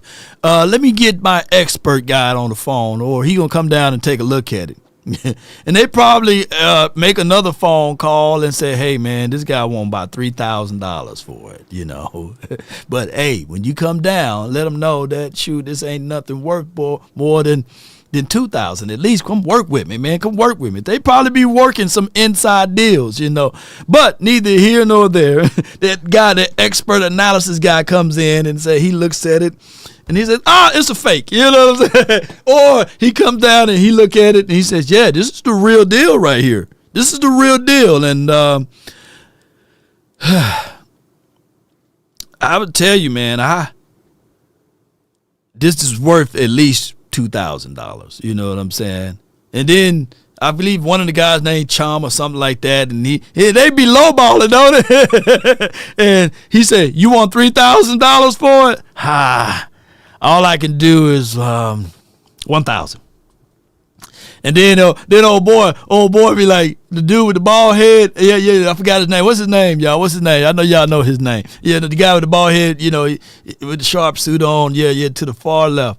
He be saying, yeah, I got to keep it in inventory. I got overhead. I got to make money back. All I can do is $1,000, you know. But the guy came in with $3,000 in mind that he was going to get for this. Yeah. Chumley is wild. What's his name? Chumley? Yeah. Still the boy says, I'll give you $300. Oh my God, boy! Them boys shake you down, man. When I was down there in Vegas, I went by there, but they were shooting, so I couldn't get in there. The line was longer than Jay Leno's chin. His name is Baldy, or is it Rick Harris? Yeah, man, they all family. It's a family-owned business, right? Yeah, Rick cheap ass. Yeah, I'm gonna go watch the episode when I get out from here. Yeah, because I like the way they bust down them prices, man. But one of the things that I wanted to bring up a point, the joke will say, Sorkin, at least if he absolutely say that it is an actual artifact that's worth $3,000, and he would say, come on, man, so that I can win, man, let me just do $2,500, man. Deal, you know, let me do $1 more or something like that. Deal, $3,001, you know. That episodes, man, those episodes are always funny. I got from the 757 Mike, you live on the Nation, brought to you by frankofirm.com. Talk to me. What up, Law? What's going on, man? Not much, man. Talking about my coach like he a dumbass. Okay? Right. I'm sick of y'all doing that, bro. You know I'm coming on here. I gotta defend my guy. Here we go again. Mm-hmm. We think Mike McCarthy is a puppet. Okay. This puppet got your quarterback looking like an MVP. Only 2 bad seasons he's had his starting quarterback has been out. I had to go online before you unmuted me. Uh-huh. And I had to check out Mike McCarthy's record against the Philadelphia Eagles. Okay. This man owns the Philadelphia Eagles.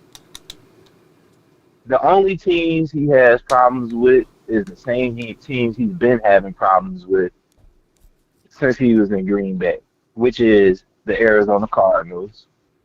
And I want to say, I think it was the Vikings or some shit like that I seen. That they had like some losing records. So it's the same teams he's been having problems with. And we were talking about a deal. Jerry Jones should, if he's laying out money for Dak Prescott, this choke artist in the playoffs,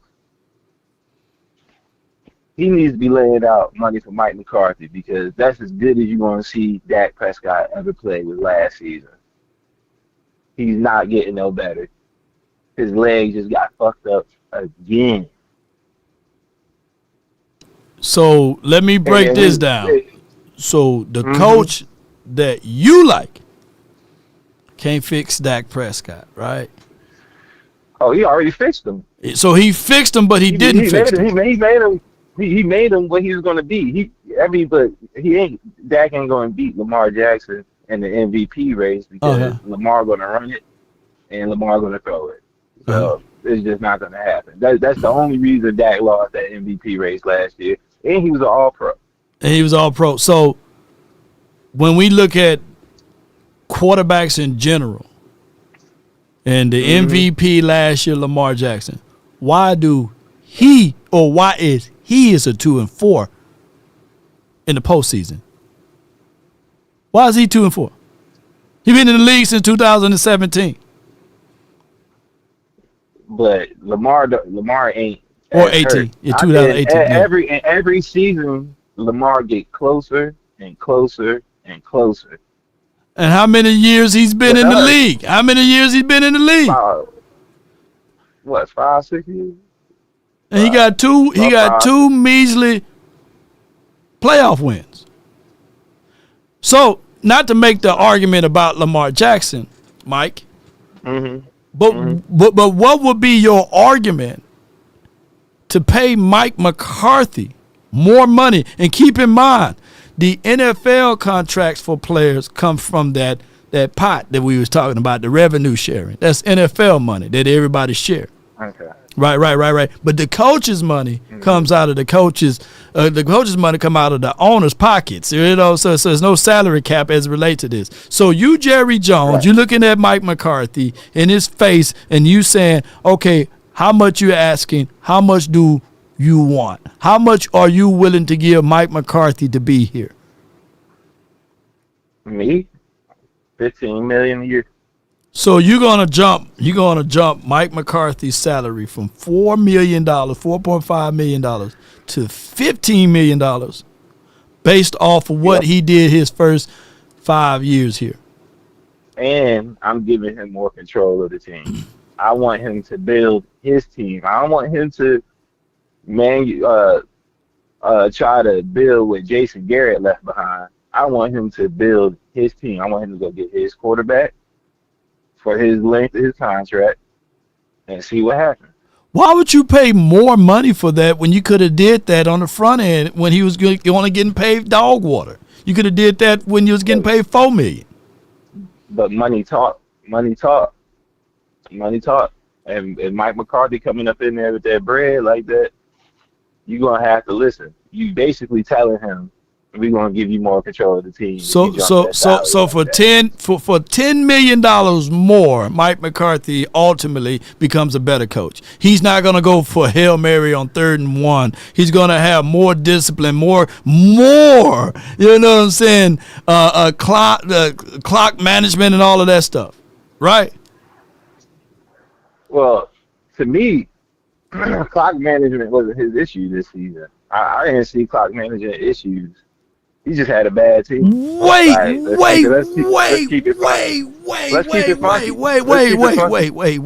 Against the Cincinnati Bengals, we ultimately are able to run the ball with over 6 yards per clip almost, right? And we had 5 minutes. Bro, we watched Mike McCarthy. What? He iced his own. What lost us that game? Before even Oruwariye was able to touch the ball, Mike McCarthy, all he had to do was run the clock, run the ball. Mike McCarthy, what it came down to, we had 5 minutes left on the clock. He's throwing the ball while we was running. He could have ran the clock out, huh? Ultimately, what it came down to is that Oruwariye is a terrible football player and doesn't know something that we all know since middle school that lost us the game. That's what lost us the game. But what lost us the game was way before that time frame, though. Oh, my goodness. And 5 minutes left on the clock. We was roaring back. We was roaring back. That defense was humming, and we was roaring back. And that fool, I don't know what came over him. I don't know what came over him, bro. He's a terrible football player. That's all I know. I know I know he won't be on this team next year. I bet you that. Man, I guarantee that. Great coaches. That's what it came down to. Great coaches don't put their practice squad guys in position to win or lose the game. That's all I'm gonna say with that, man. I appreciate you calling in, Mike. Come on, great coaches, man. Look, 12-5, man. I just want y'all to remember that, and then we're gonna go to a coach that we have no idea what the hell he finna bring. This job might be as bad as Ben McAdoo. Or he could be he could be as great as the next great one. Who knows? Who knows? But we know 12-5, and each year that it was a terrible season for Mike McCarthy, Dak was not in. That's a fact. But you just canned Dak just a few seconds ago, man. You said that which one is it? I'm saying you know what you're gonna get with Dak. We know we're gonna get to the playoffs, and we know Dak gonna start seeing ghosts. Even though we've been calling the same goddamn plays we've been calling in the regular season in the playoffs, for some reason this motherfucker can't see Savage teeing in on CeeDee Lamb. And I saw it before he threw it because he stared down CeeDee Lamb before he threw the ball, and Savage came down, picked that shit, and took it to the house. Yeah, was that the deciding factor of that game? Was that the deciding factor of that game, or was the first 8 possessions, the first 8 possessions from Green Bay Packers, they scored a tub? Yeah, that's crazy. It took 9 possessions for them to finally stop them. So, two things can be true, but ultimately, it was a terrible situation. Appreciate you, man. Thank you for calling in. That's Mike. You related? Are you Mike McCarthy? Shit, I believe you too. Mike McCarthy's double agent using AI voice, fighting for his life over here, man. Tim Thompson, man, I retweeted this. Says Cowboys in 2020. This is for you, Mike McCarthy. We want to go to the next level. Then why hire the only coach in NFL history to take a 15-win team to the playoff and not win a game? I guess it was Dak Prescott's fault. 5 years of 0 playoff wins versus winning teams. This should have been done last January. This is from Tim Thompson, right? And that's just for what it is. Who's old enough to remember the damn Packers was 15-1 and they still couldn't get over the hump with Mike? Now, granted, Mike McCarthy is a Super Bowl winning coach. But I'm going to remind y'all, on that Super Bowl team that they won, they had Cullen Jenkins, they had B.J. Raji, they had A.J. Hawk, Clay Matthews, they had Charles Woodson. They had some people on defense too, by the way. And Tramon Williams, So they had some people on defense. And they had to sneak into the playoff that year. Granted, they did us all a favor by beating the Steelers that year. But at the end of the day,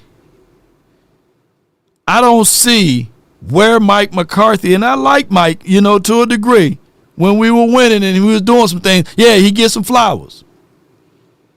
But overall, we brought him in to get us over the hump.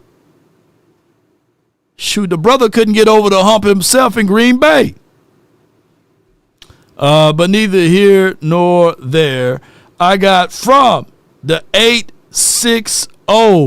You're live on the Nation, brought to you by FrancoFirm.com. Bro, talk to me.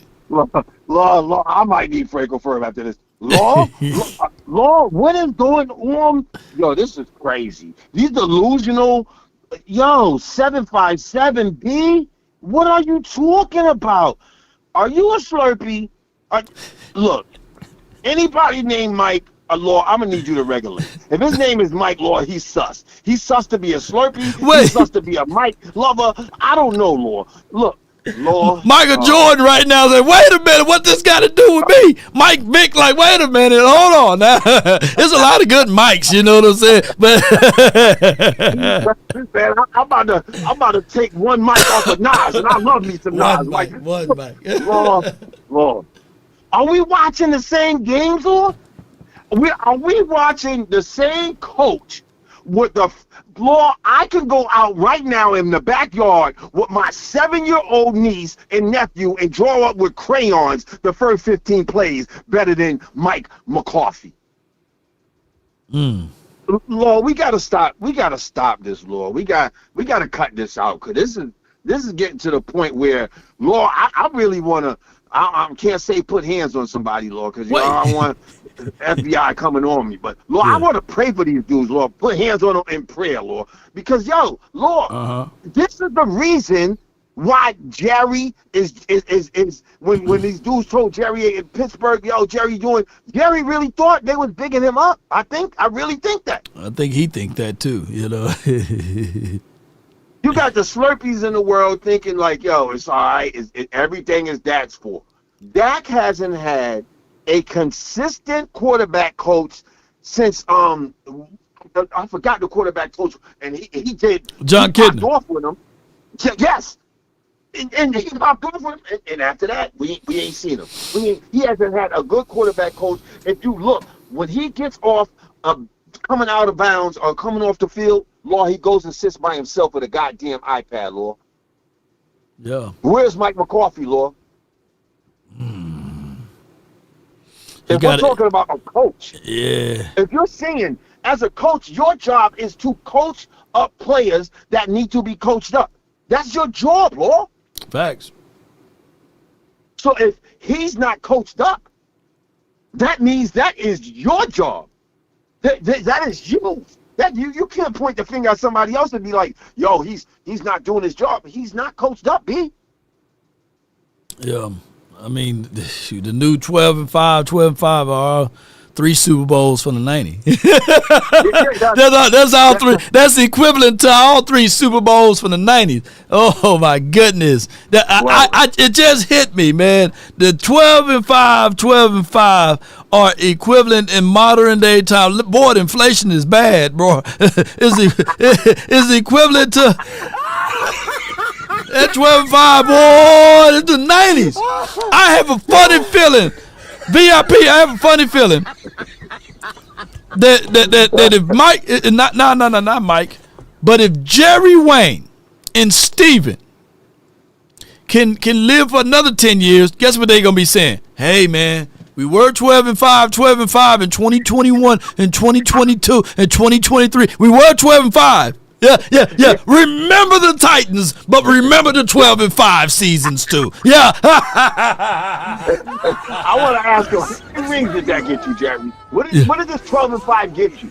Like Mike McCarthy, pause. Well, every time you hear Mike McCarthy, just think pause, because Mike McCarthy has to pause himself at this point. Yeah. Now they're blaming. Now what else is to blame? Like, Lord, look. It's time to just gut it out, Lord.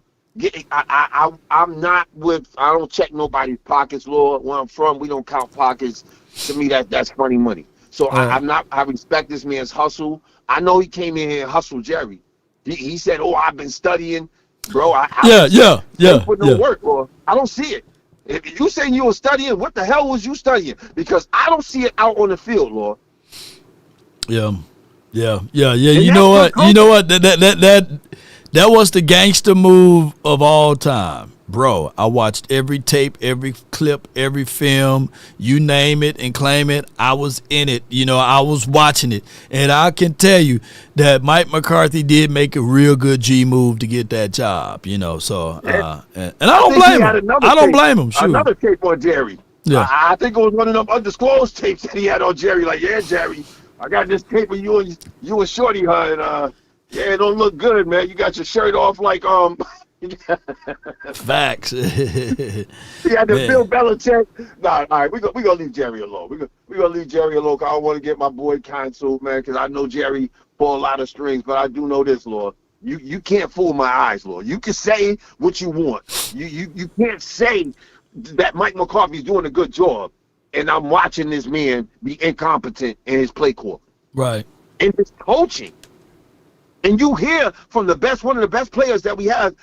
Listen to Lion. Lion always refers to coaching, great coaching. Right. He don't say nothing bad about Mike. He's always referring to great coaching. I was coached up back then. I was great coach. I had a great. He's always referring to great coaching, but he never put Mike in that same sentence.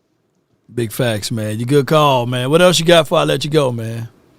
So I'm gonna say this, Lord, because you was touching on something, Lord.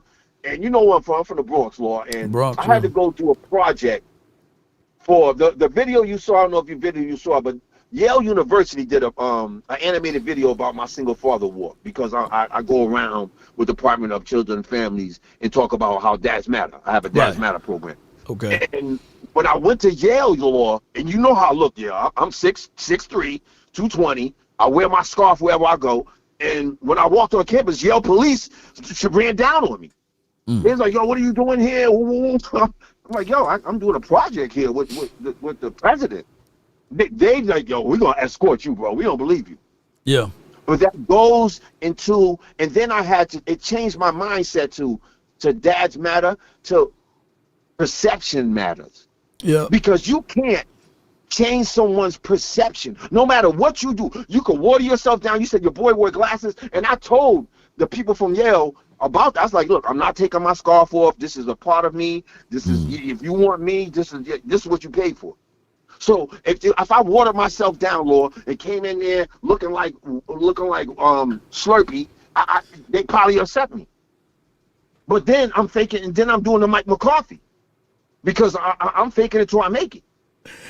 So you got to stand on your 10 toes. That's all I'm saying. You got to stand on your 10 toes and stand on what you believe in. Because my mother told me a long time ago that you can stand for something or fall for anything. Mama be saying, they be knowing. Mama said, same energy. Yeah. So I love, Lord, it's all love, man. Lord, if you need me, we need that extra security, Lord. All you gotta do is tap me on the DM, Lord. I'm outside. Appreciate you, dog, man. Appreciate you, man. And I ain't mad at you, dog. Just VIP. I ain't mad at you. Yo. I ain't mad at you. I ain't mad at you. You know, my guy, he ultimately got that job, and he got promoted, rapid promotions, knocked it out of the park, and he tapped into real estate and a whole bunch of good stuff. But it started off by sometimes you got to eat one. A famous philosopher, shout out to my guy Clarence Love, my neighbor, he would say, once you in, you in, out. Yeah. So the name of the job the name of the game is to get in. Brothers, do what you need to do to get in. That's all I'm going to say with that. So he got in. He had to put the glasses and he had to put the 3-piece suit on, make sure, he can't show all of the muscles and everything. And he got the job ultimately, Yeah, became a branch manager and a branch executive of the year and all of that good stuff. Sometimes you got to fake the funk to get in there. Even on the other side, Mike McCarthy had to do it. Sure. So all races got to do it. So Ice Wall Cowboy states Jerry still consider himself a gambler. Problem is gambling on unproven talent using house money, world's richest sports franchise, plus world's most loyal fan base equals the Joneses can't lose. Yes, indeed, the Jones family can't lose. You need for me to open that? Come on, I'll open it. Yeah. I open it. Yeah.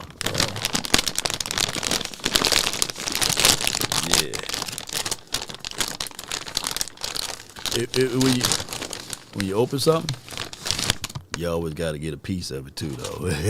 Shit. Who like that? Kid bring something open. Come on, good. Hey, London, come here. Come on, good. Give me some more of them right there. Mm-hmm. Oh, you don't want to share? Give me some. Put some. I asked for some more. She gave me one. Let me see that bag go. Hey, these right here go hard, man. Oh, right here. Oh, my God. These right here. Here you go. Thank you. Oh, I should have got some more out of the bag. You know, I'm rich. She got the whole bag. From the 206, you're in the mix. You're live. Come on with it. What up, Love Nation? What's good with you, bro? Man, just chilling. If I go pay a few bills. Yeah, you got to pay them bills. Pay the bills. Bills.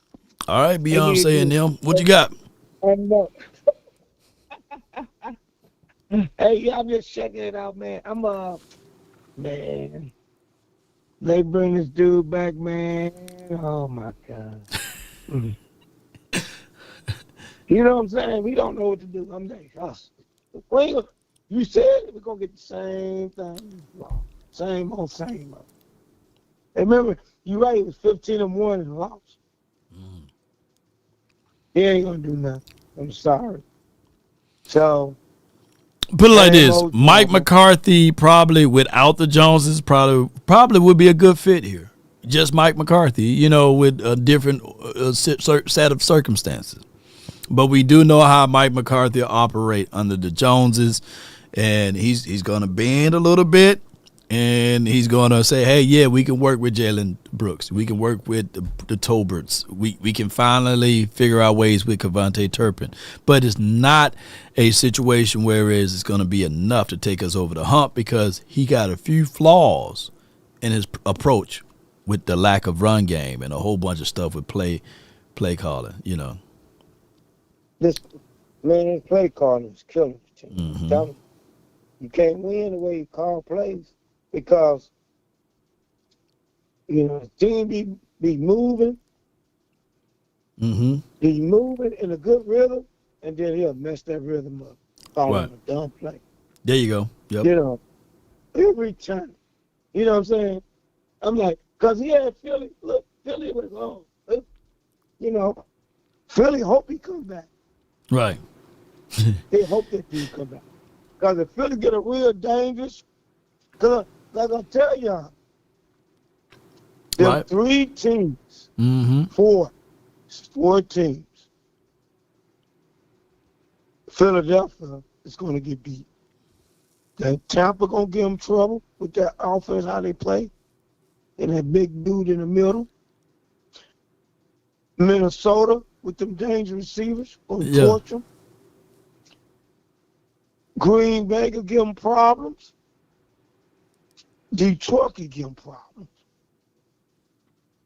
Ain't none of them teams going to be easy for Philly. Because Philly, everybody, oh, that's their pet. Everybody love to brag on Philly. And then when they get beat, excuses. You know what I'm saying? I can't stand Philly, man.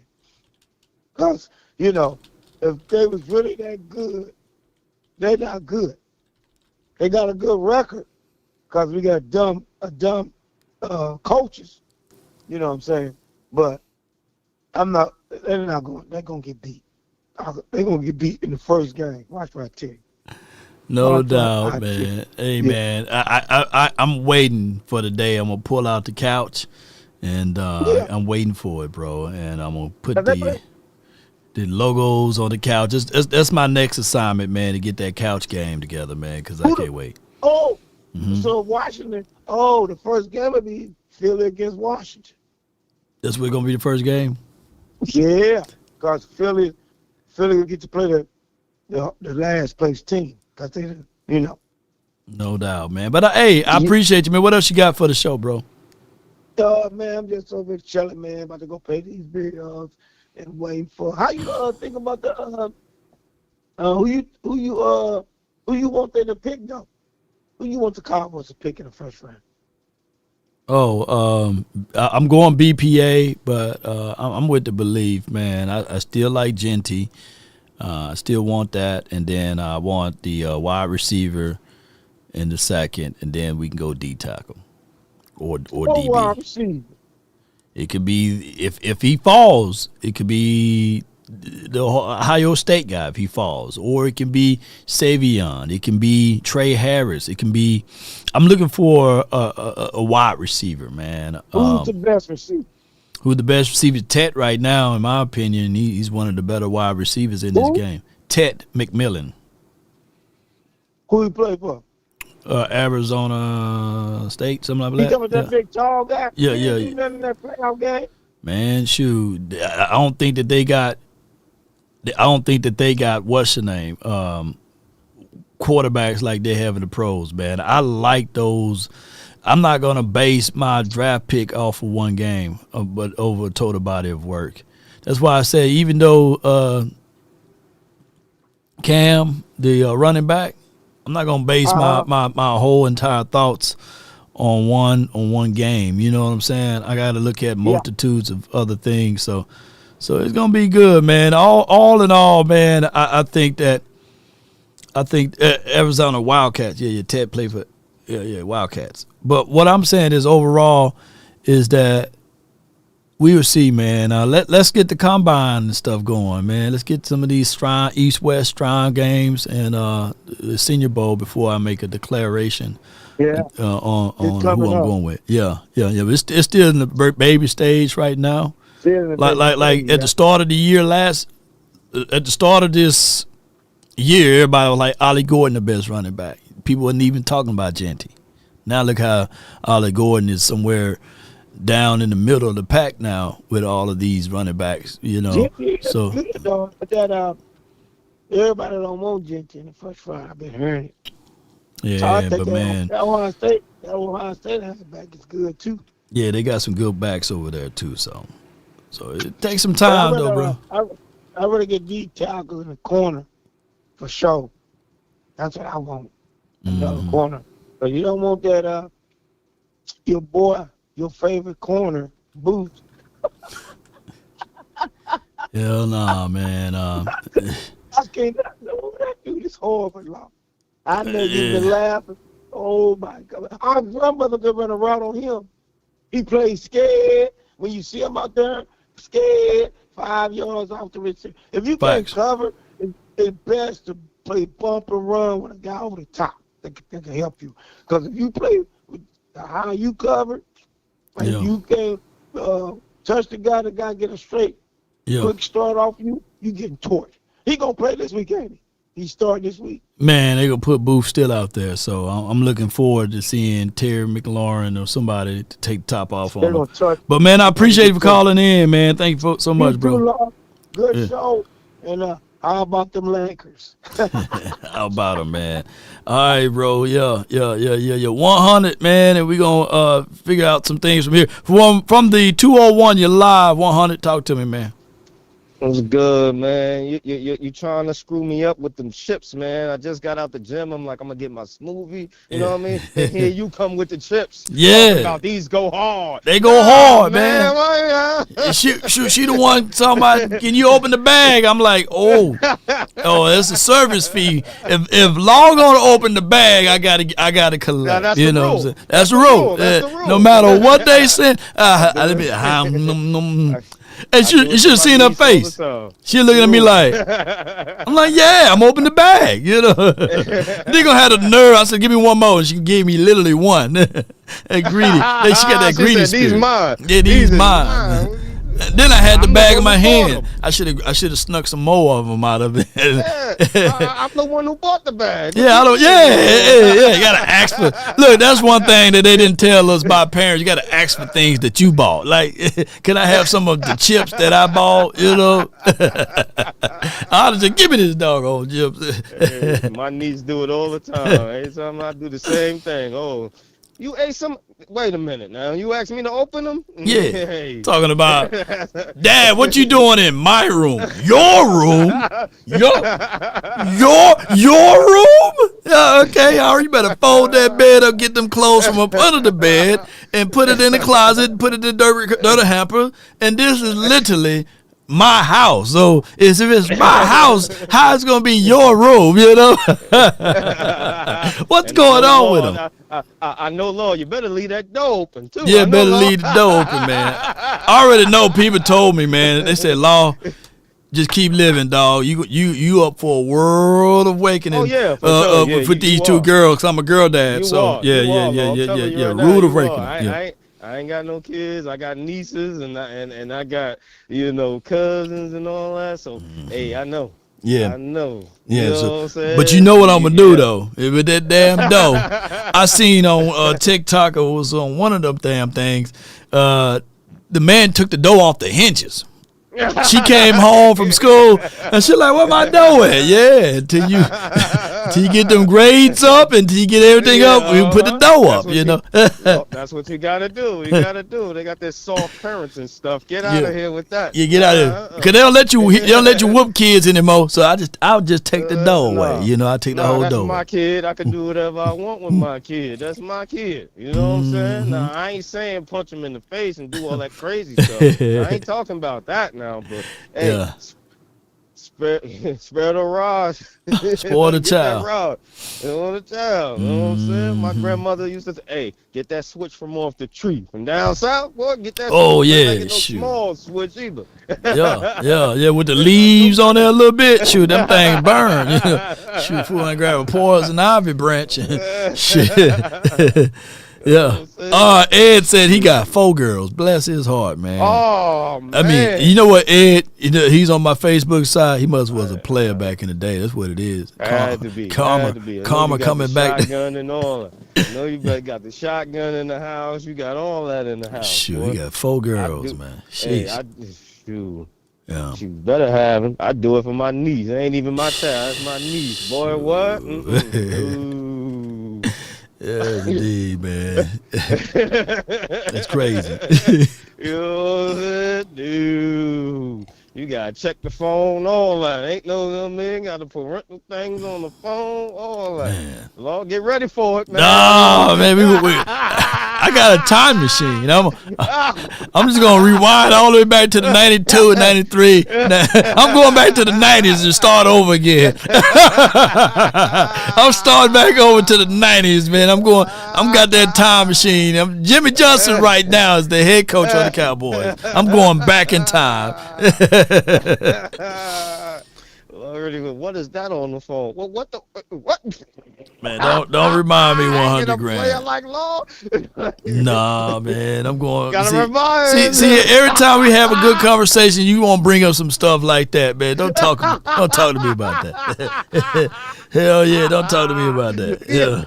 So in other words, man, what you got for these Dallas Cowboys and FrankAffirm.com report, man? What you got, man? All right, man.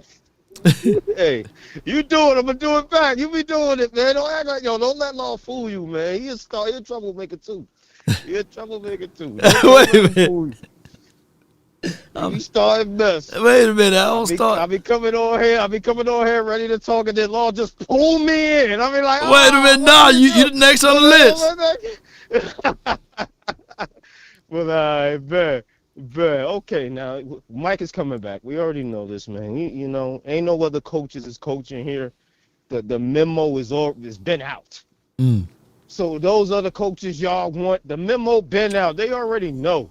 I ain't coaching in Dallas. I ain't even gonna get an interview with Dallas. For what? I'm not gonna be no puppet. And the Joneses know that. So when they say, "Oh, we want to bring Mike back because we want to do all of this," no, you're bringing Mike back because nobody else want to come coach here and be a puppet. Like let's be real here. Let's stop playing games. Let's stop doing all that. Wait. Your boy, what you call him, Kevin Moore? He would love to come here. He would do it too. He would be glad to come here and be a puppet. It would be wonderful to come here. Jason and be a puppet, Witten, man. If they bring Jason Witten here, it should be a mutiny. There's no way in the world you bring a guy that coached high school football and all of a sudden he a head coach. Well, they did bring a guy. They can't sell that law. They brought a guy who haven't coached since 2018, That's right? different. He haven't coached since 2018 and couldn't get that team with Aaron Rodgers over the hump, and they brought him in 2020. Yeah. That's different. You coached in the NFL. You getting a guy that coached high school football and expect for a guy that coached high school football to come and coach the NFL. He ain't even do college. How you go? What they might do? Oh, that's nice. What they might do is bring him in as a different type of coach, like maybe a tight end coach, kind of get his feet wet first and try to groom him. That's what they might do. I see that happening because the Joneses do pick the coaches. So I see that happening, Law. I see them bringing him in as like a tight end coach or maybe the offensive coordinator assistant or something like that. I can see that. Yeah. I can see that. I can see that happening. Anybody they bring in here, they already know they a puppet. They're a puppet. And I'm sitting here saying, earlier when I was in the gym, I heard some conversation, and they talk about, coaches. The Joneses don't got nothing to do with discipline and calls and all that.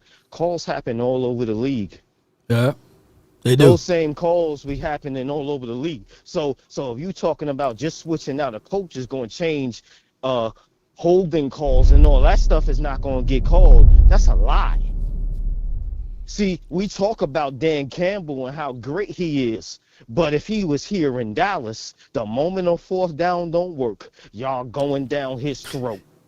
Well, Dan Campbell, we talk about the goodness and the greatness of Dan Campbell, but he about to get stripped.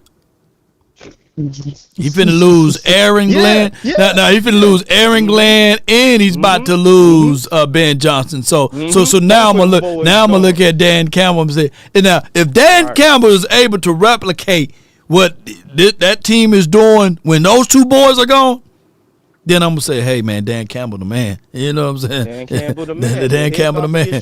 He about to get stripped. You know what I'm saying? Them coaches is gone. Them coaches is out of here. So what we was crying about in Dallas about why y'all interviewing our guys and all this and that, wouldn't we be saying the same thing if we was Lions fans right now? Well, that's what I want to do. That's what I want to do. I think Jerry Jones is not bold enough to do it. I want him to hit the same thing that was hit with us in 2021. I want us to start interviewing some of these offensive coordinators while they are in the postseason game, and I want to throw some stuff at them, and that's going to cause all type of chaos. And I want to interview a lot of Kevin Moore. Yeah. I want to interview Kevin Moore. Yeah. I want to interview even the offensive coordinator, even the defensive coordinator. I want to interview him too. All of them. Eagles. I want to interview them too. Yeah. I want to do all that. Yeah. But the Joneses don't operate like that. Yeah, they move very slow. They move very slow. They move very slow, and they don't operate as like we always say. Football is not their primary. They use football to fund everything else. It's a supplement money, man. Let's just be real. They use football to fund everything else. The Cowboys got to stay at a certain level so everything else can operate perfectly. Yeah. And when y'all get to the understanding of knowing that, then y'all stop saying, man, if we get this coach, if we get that coach, if we get this player and that player, the Joneses don't care. What we hoping for, 100, it's like what Mike McCarthy did to lie to kick it. Right. But then again, you can lie to kick it, Law. But we really want that to happen, like a guy to come in, lie to the Jones and say, hey, yeah, I'll adhere to your rulings and I'll bend the knee and I'll kiss the ring. No. But when they get here, that's the only hope. That's all we got, 100. We don't got nothing else. Law. And then the first time they do it or the second time they do it, they get reprimanded and go into Jerry Jones' office. What the hell are you doing? They're going to go right back and forth, right back in line. You know it and I know it. Yeah. That's why I'm gonna get. Because you in don't mean, come on, man. Everybody talk about Dan Quinn got everything he wanted. Dan Quinn, you said that. Dan Quinn got everything he wanted. No, he didn't. That outside of that damn dude. I'm out of here. Yeah. I'm out of here because I'm tired of y'all talking about the cap this and the cap that. And oh yeah, that brings me back to my point that I wanted to make the first time. Y'all praised Stephen Jones when he first got here. He fixed the cap. Yeah. Well, remember that? Hold on. When he first got here, he fixed the cap and he cleaned the cap up. Now we gonna start the road. That's his job for being here. The cap. So Stephen, when did anybody praise Stephen Jones? Come on, man. I've heard people say when Stephen Jones first got here, he got praised for fixing our cap. You don't believe me? Go back and look, Law. Go back and look. I'm about to go back and look. Bro, come on now, dog. He fixed the cap. I'm talking about when he first started to fix the cap. I think I don't know when. Maybe back when Romo was playing, when he first cleaned up the cap and our books were bad, he fixed it. And everybody was like, yeah, Steven fixed the cap. Steven fixed the cap. 100 grand. You got to send me them clips, man, or send me some articles on that one. Yeah. I know it's out there, man, because I know it's out there. Yeah, I know it's out there. His job is to clean up the cap and fix the cap, and he got praised for that. He got praised for cleaning up our books. I remember that. Yeah. So, that's all he cares about is the cap. And that ain't never going to change. That's all he care about. Yeah, we can have $100 million easily, but he's not going to do that. He's going to let those contracts do what those contracts do, and he's going to complain. He's going to let those contracts correct themselves. He's not going to pull away and let's get that money and do this and that and do this and that. We can get $100 million like that, but we can't. And that's why Dan Quinn left. Did you know that the Washington team got all these picks? They got $102 million going into the draft next year. Did you know that?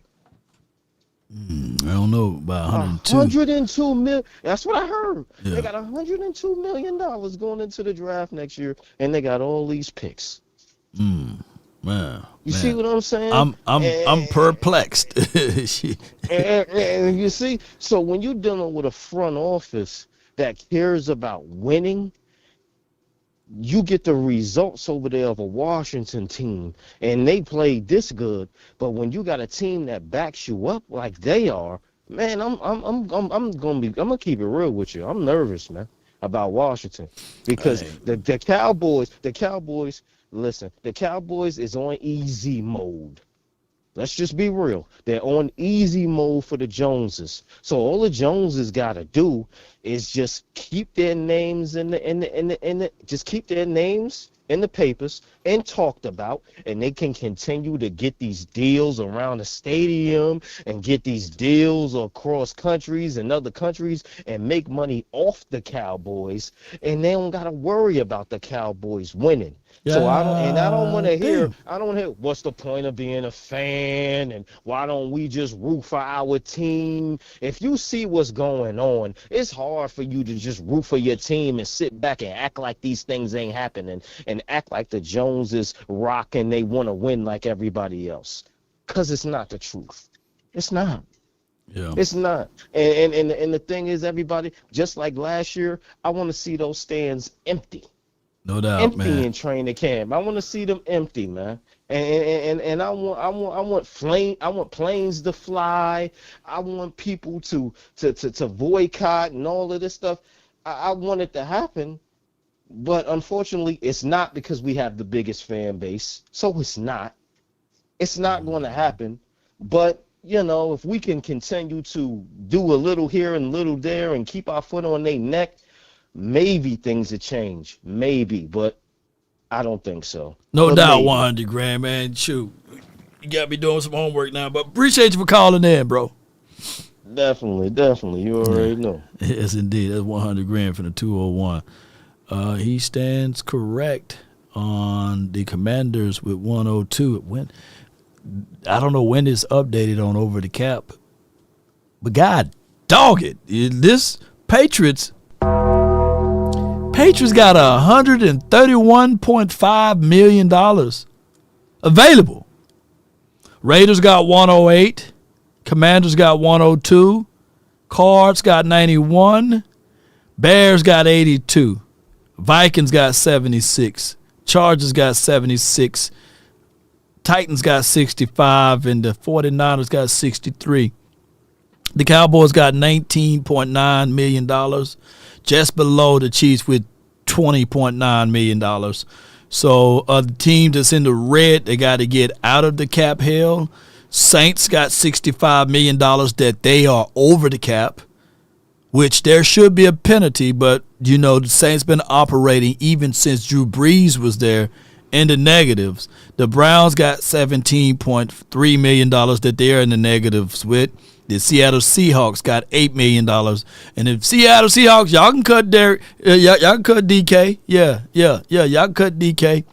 And believe it or not, all of this cap mess, the Eagles still got $30 million available to spend. That's more than the Cowboys, and they paid everybody, their mama, uncle, cousins over there. So that's crazy that this thing done updated. Now, yeah, man, I appreciate 100 grand for that, you know, being able to speak upon those type of things. That's dope for bringing that up. I can tell y'all that, like I said, the damn salary cap is a myth. It's a myth. I don't give a dog if we was in the negatives. I'm going to pay close attention to the Saints, the Browns, and the Seattle Seahawks, the Dolphins, the Falcons, and the Bills and the Texans because they at the bottom end, and I'm going to see if that salary cap hell thing is a real thing because technically, if salary cap hell is a real thing, the Saints, the Browns, and the Seahawks are in hell right now. The Saints should never recover. They got $65 million under, man, or over the cap, I meant to say. Yeah. So we'll see, man. Good observation, man, from you, 100 grand. You know, I trust you, but I had to verify, man. I trust but verify. I made sure I look at the numbers here. And I'm going to verify these numbers when I look at SportRack. But this is over the cap salary. And if you guys want to take a real good look at it, peep out that right there. Yeah, peep out there. Over the cap. The link is in the description box. All right, so it's approaching 1 o'clock, man, and I know some more people jumped in, but I definitely don't have time. But what I can do is, you guys, both of you guys, Too Cool and Ben Too, I'm going to let you guys get in, but it's going to be on a timer, okay? All right, so let's get these guys in, and we're going to close out for this beautiful Friday. Too Cool from the 910, you in, dog. Talk to me, man. Hey, Law, Happy New Year, brother. Happy New Year to you, bro. Hey, man, I hear y'all over there talking about the salary cap and the Commanders and stuff. Right. But are the Commanders really doing willing and dealing? Because we got to remember now, based off that draft that CeeDee Lamb came in, look how many players the Commanders traded from that draft capital. So when you're talking about draft and you trading players that you picked in the first round, Chase Young not on the team anymore. Allen not on the team anymore because they didn't want to pay him. And then they had that high draft pick to go get, what's his name, Daniels. So now when you think about it, Daniels not got paid. He hasn't got paid yet. You really don't got no number one receiver that you paying $30 million to. You ain't got no tight end. You ain't got a running back. You barely got a defense. So who they paying? So of course they got the money. The problem is who wants to go play for the Commanders in the off season. Well, a lot of people were opting to go over there, Jeremy Chin, and there was other deals that other people had that they said, they are willing to go there as well, bro. So, and Terry McLaurin, I don't know if he's on a contract year, but I think that he's going to get north of $30 million whenever it's time for him to get paid. The running back thing, they went and scooped up the running back because he wanted to go there. I forgot his name, came from the L.A. Chargers. So, yeah. I mean, Eckler. Eckler, yeah. So you got guys, man, that's going to be willing to go there. But depending on what they look like in this particular postseason, with $102 million, they still got to play Jonathan Allen. They got those Bama boys that they're going to pay. I think that they still need an edge rusher. Luvu, how do you say it? Frankie Luvu, I think that's how you say his name. He was a great acquisition for them. So I think that overall with $102 million, you can do a lot of free agent moves with this. You do a lot. That's true, but hey, this is my last thing, Lord, I'll let you go. Go ahead. As Cowboys fans for 2025, if they bring Mike McCarthy back, as a fan, long as Jerry Jones is alive after this year, if he brings Mike McCarthy back and we go into the first 5 games and then the exact same thing happens this year, we really truly need to start looking at boycotting. Because if you hit Jerry Jones in his pockets, that's the only way you're gonna make that man make a change. You have to knock his pockets broke. No doubt, man. Appreciate your thoughts on that. Appreciate you, bro. No problem. All right, so I'm going to expound upon that. By the time Jerry Jones will feel the impact, he will already be pushing up daisies. I'm going to say this again. That Netflix deal, when y'all hear the numbers, oh, man, he can sell off into the sunset with that deal. We know, we heard of the Amazon Prime numbers, $111 billion, with the B, by the way. Just that deal alone, man. Shoot, I don't care what y'all talk bad about me about. Shoot. I don't care how bad y'all embarrass me. $111 billion split 32 ways, of course. What's that number? $111 billion split 32 ways. And since they introduced gambling back to the NFL, that deal, I think it was like $80 billion or something like that for exclusive gambling deals. We talking about big bank, baby. So at the end of the day, the biggest impact that you can ever make is turning the TV off. But by them doing revenue sharing, by them showing a profit during 2022, COVID year, they showed a profit, a net profit. When everybody else was struggling, NBA struggling, the NBA still haven't recovered. The NBA still haven't recovered. I believe what Charles Barkley said is the proper way. Kick off the NBA during Christmas, on Christmas Day. But the NFL beat the brakes off the NFL on Christmas Day. I got Bantu, man, my guy from the 601. You're live on the Nation. Talk to me. What's going on, big homie? I appreciate you taking my call. Thank you, man. Thank you. Man, hey, I'm enjoying your content as always, brother. Appreciate you. The brother before me, man, I was saying the same thing, but Jerry's, I believe with him and the Joneses being so narcissistic in their ways, man, I think the only thing they're going to see is something that hits their pride. Their pockets are too far out of reach. We can't get to the pockets like you're saying. It's too far. Yeah. So the only thing that's going to hit their pride is they don't see those butts in the seats, because that's going to show up on the television. And people are going to be like, man, the Cowboys dropping off. So I think that's the only way that we could impact them in that way. But and that's going to take a stretch of 2 years or 3 years of only winning 2 or 3 games. I don't think there's this team. Just like I had this saying that we didn't suck enough, even with Dave Campo. Remember 5-11, 5-11. We missed out on the Mike Vick sweepstakes, the Peyton Mannings of the worlds and all of this stuff, because we didn't suck enough. In even this year, The Cowboys didn't suck enough to get the number 1 or number 2 draft pick. We still in the middle of the pack. You know what I'm saying? I hate that. Yeah. Being in purgatory. Yeah, you're not looking at long term, your long term benefits. But man, hey, I know you said you got to go, brother. So I'm gonna make this quick. Go ahead. I believe the only person that can save us from all of this right now, until the Joneses either sell or die off, because once Jerry's gone, you still got to deal with Steven. And Steven is that penny pincher, man. They call him Baby Balls for a reason. He's the penny pinching dude, and I'm telling you, he's probably behind a lot of what we see. But because that's Jerry's boy, Jerry's not going to let that be known. He's going to take the hit for it right now. Right. But before long, Daddy's going to be gone, and he'll have to stand on his own 2 feet. Mm-hmm. But I really believe the only person that can help, you ain't going to alleviate all the pain, Cowboys fans, unfortunately, but the only person that can help is Dak. But I don't believe he'll do what it takes. I think Dak would have to walk into there and say, hey, okay, look, here's what we need to happen. He needs to demand a progressive coach. If they get rid of Mike McCarthy, which they probably won't, he's going to have to demand that they get him a true number 1 bruiser, get it down the field, home run, running back. They probably won't. He'd have to demand that they give him a good number 2 receiver, which would be a number 1 anywhere else. Right. Somebody that stand up, that he can actually get the ball to, take the top off the defense, that's going to catch the freaking ball, not let it go through his hands.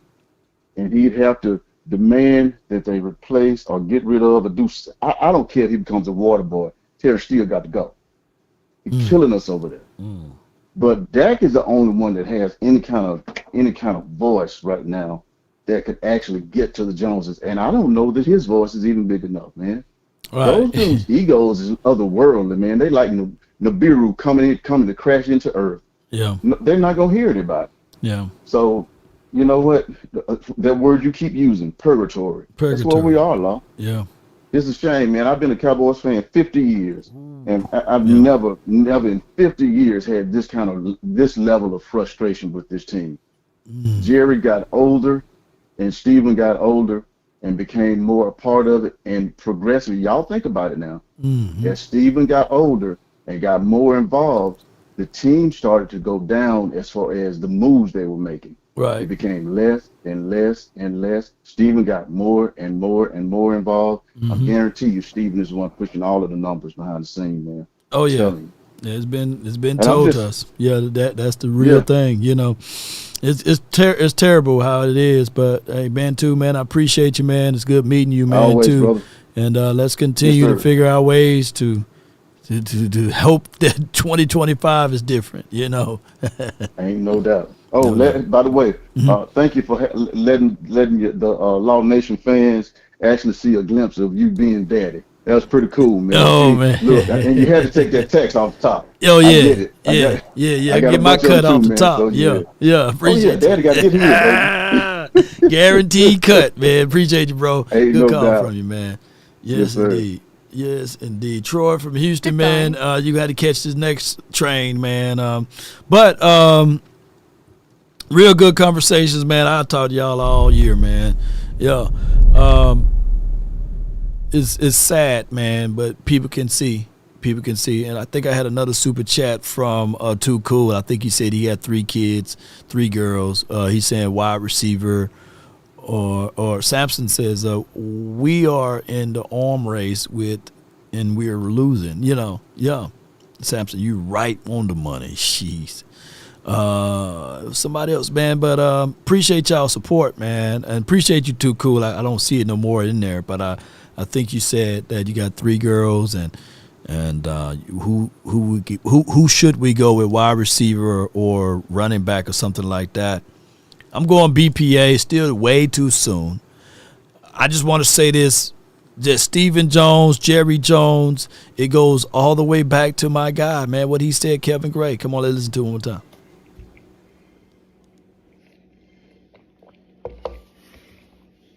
So let me get this straight.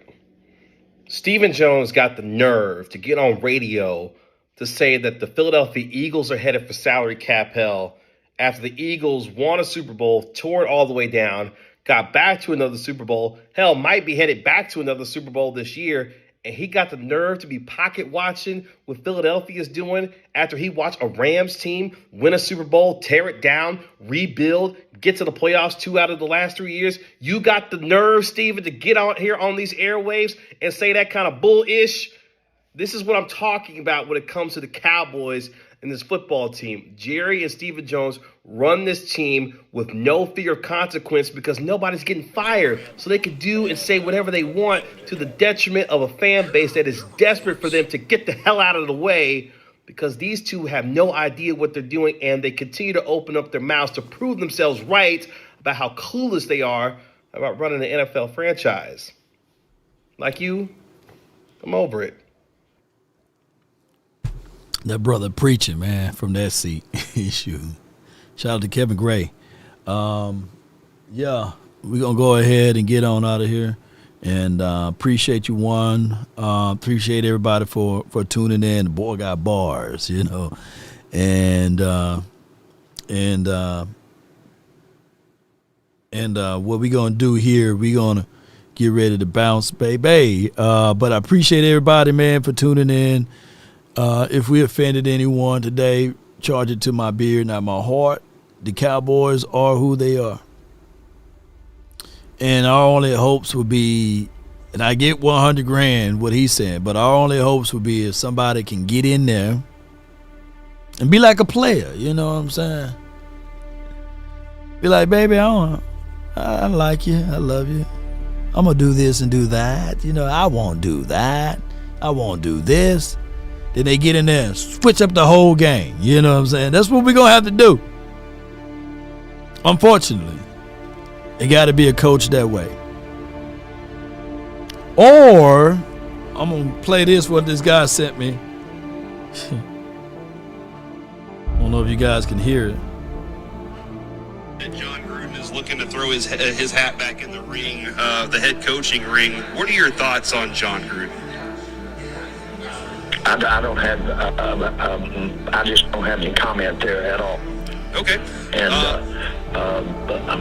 seriously, one way or the other, John is a friend, and but let's leave it at that. Y'all was able to hear that? Let me know. John Gruden, baby, the Gruden grinder. You know, not everybody's lying, baby. Are you really, have you really taken the time to deal with all of that grief? Or do you just try to stay busy to avoid it? I'm doing the best I can with every 24 hours I get. That's all we can do is do the best we can, baby. And if you want a thing bad enough to go out there and fight for it, to work day and night, to give up your time, stuttering Stanley, stuttering Jerry Jones. That's how you can tell Jerry when he's telling the truth. But if you want a thing bad enough to go out there and fight for it, to work day and night, to give up your time, your peace, and your sleep, if all of your desires of it makes you quite mad that you don't get tired, and it makes you hold everything tawdry and cheap, if life itself seems empty and useless without it, and all that you scheme and dream is about it, if you will gladly go out there and sweat for it and fret to lose all terror of your mind, if you would simply, just simply go after the thing you want with all of your capacity, strength, sagacity, with faith, hope, and confidence and stern pertinacity, if neither cold or the poverty or the famish or fame or the sickness of your body or brain can turn you away from the thing you want, if dogged and grim and besieged and beset with the help of Almighty Cowboy Nation, you will get it. You know, it's the craziest thing of it all. I see you, Eric. You have the audacity to talk about my beloved Cowboys that's watching here. He called us fair-weather fans. Now, I know you ain't talking to me, but you're talking to somebody in the chat. But Eric, can you imagine if Law Nation was on the Syndicate Eagles channel conversating with other Eagles? So Eric, verily, verily, I say unto you, if you talking about them being fair weather, well, dog it, you are a closet Cowboy fan. Come on with it, Eric. I know you are. I know you got some silver and blue. I know you want to represent that star on the side of the helmet with the blue on. Keep in mind, the Eagles, they fly below the stars. And you all will forever be looking up to the greatness. You guys will be forever looking up to the mighty Cowboys. So much that y'all got stomach muscles on y'all necks. Even though you may be in a good position now, but at the end of the day, we are where you want to be. Let me know if I'm lying. Come on with it. Come on with it. The jokes write themselves. Come on, baby. Let's go. In the words of prime time for your mind. Give me my thing, you. Yeah. We are where you want to be. Come on with it. Write that down, Eric. Shout out to you. I'm glad you've been a good sport. But appreciate everybody. And why don't you drop some donations and stuff, man, over here, man, every now and then. Yeah, we letting y'all fly over here in all parks. Come on. Pay a fee. Help a brother out. HBO a brother. I ain't too proud to beg. In the words of what Mama said. She said, roll those credits up. And roll those credits. Come on. Need them ones, I need them fives, need them tens, I need that change to the sink, I'm losing sight. Shout out to you, Eric. It's all the same, I still say and roll my change, take some losses when I play. Charge it to the gate. Boy, I got another Eagles. James! Look at all these Eagles guys, boy. We are where you want to be. JD from DC. Tony Brown and them. JNY Blue. Samson. Nigel. Oh my gosh, man. Eric dropping some bird feeds for me, man. Hey, appreciate that bird seeds, man. Hey, Eric. Appreciate you, man.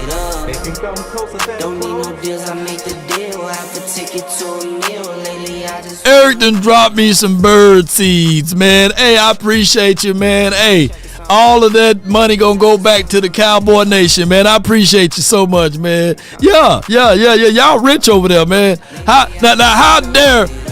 dare y'all Cowboy fans gonna let the Eagle guy outshine you?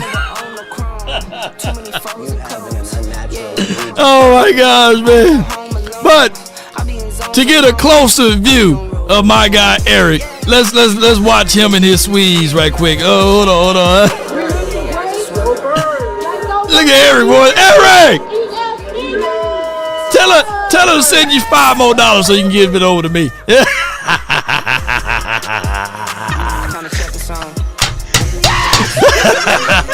Hey, tell her to give you $5 more, man. Oh my gosh.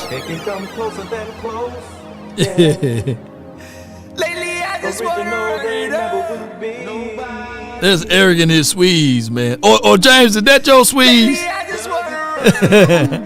just want to know. I just want to make sure, man. I don't want to get the lines crossed, you know.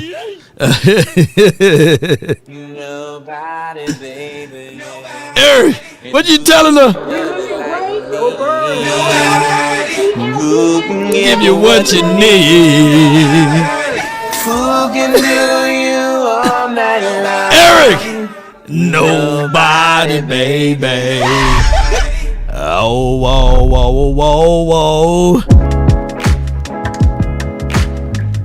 Hey, Eric, man, you gotta check out the Roof Chris next time, though. Or James. I don't know. I don't want no love triangle to be here. Take it to Ruth Chris. Perry's nice too now. Yeah, Perry's nice. Yeah.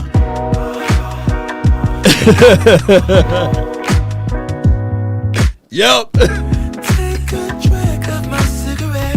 Oh my God. What another little spot you can take it to? If you ever come to Dallas, Del Frisco's is nice, you know. And you. What my little pig at? Don't let the street lights hit you all alone. Oh, you got me? Okay, I got you.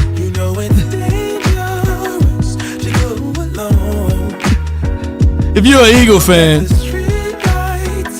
put Eagles down in the chat.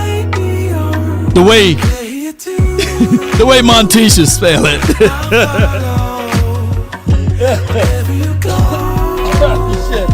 Oh my gosh, man. Player 2. Ooh. Come on. Yeah. I'm going to check out this show right now. And another one. Jerry, the end is near. Until next time, DC for life. All at one. What we tell them? Don't let the street lights hit you, Montisha.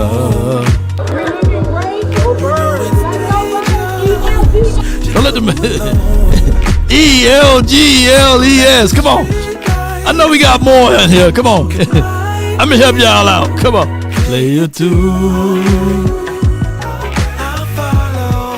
Boom. ELG. Come on, put it in the chat, y'all. Everybody put ELGLES. Come on. Let's spell it out one more time.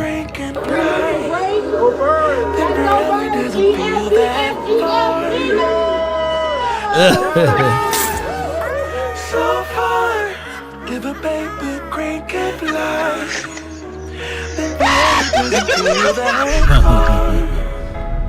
So far, so far. If a baby grain can fly, fly on, fly on, fly on, fly on. Yeah. Fly on. See, we support the ELGLES. See, we good over here.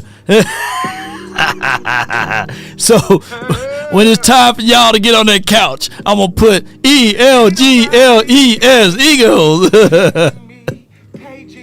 She spell it how she said. Come on, say it one more time. One more time. One more time, Monty.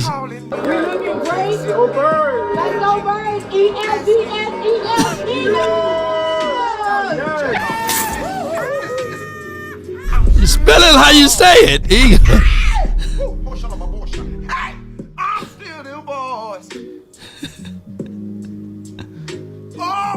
I'm still. Them boys, I'm still them boys.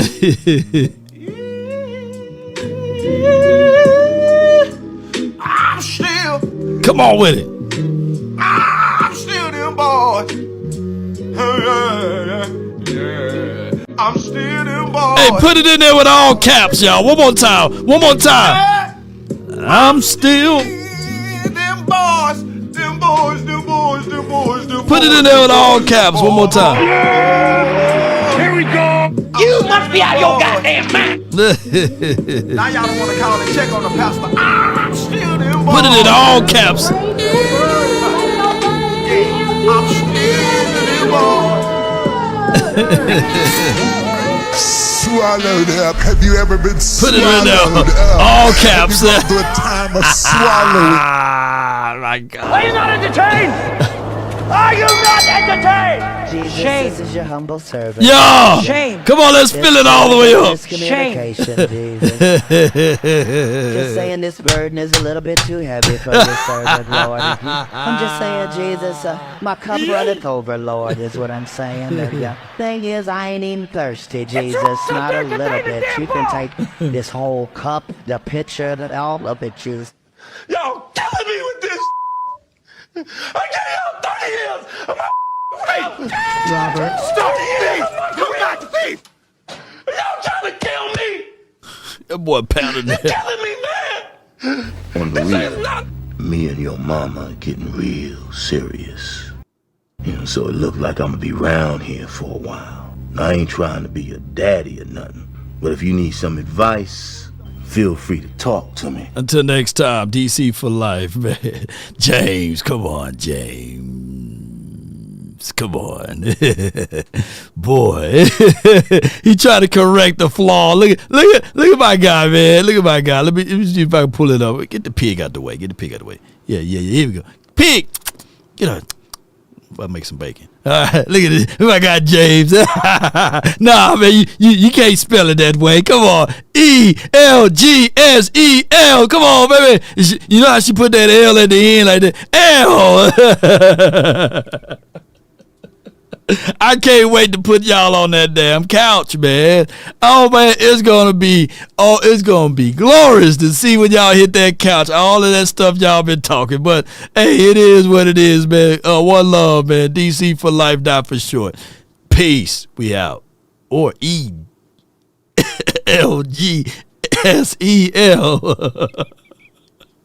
Peace. That's the new way to say DC for life. ELGSEL. Oh my gosh, man. I like when you like this, baby.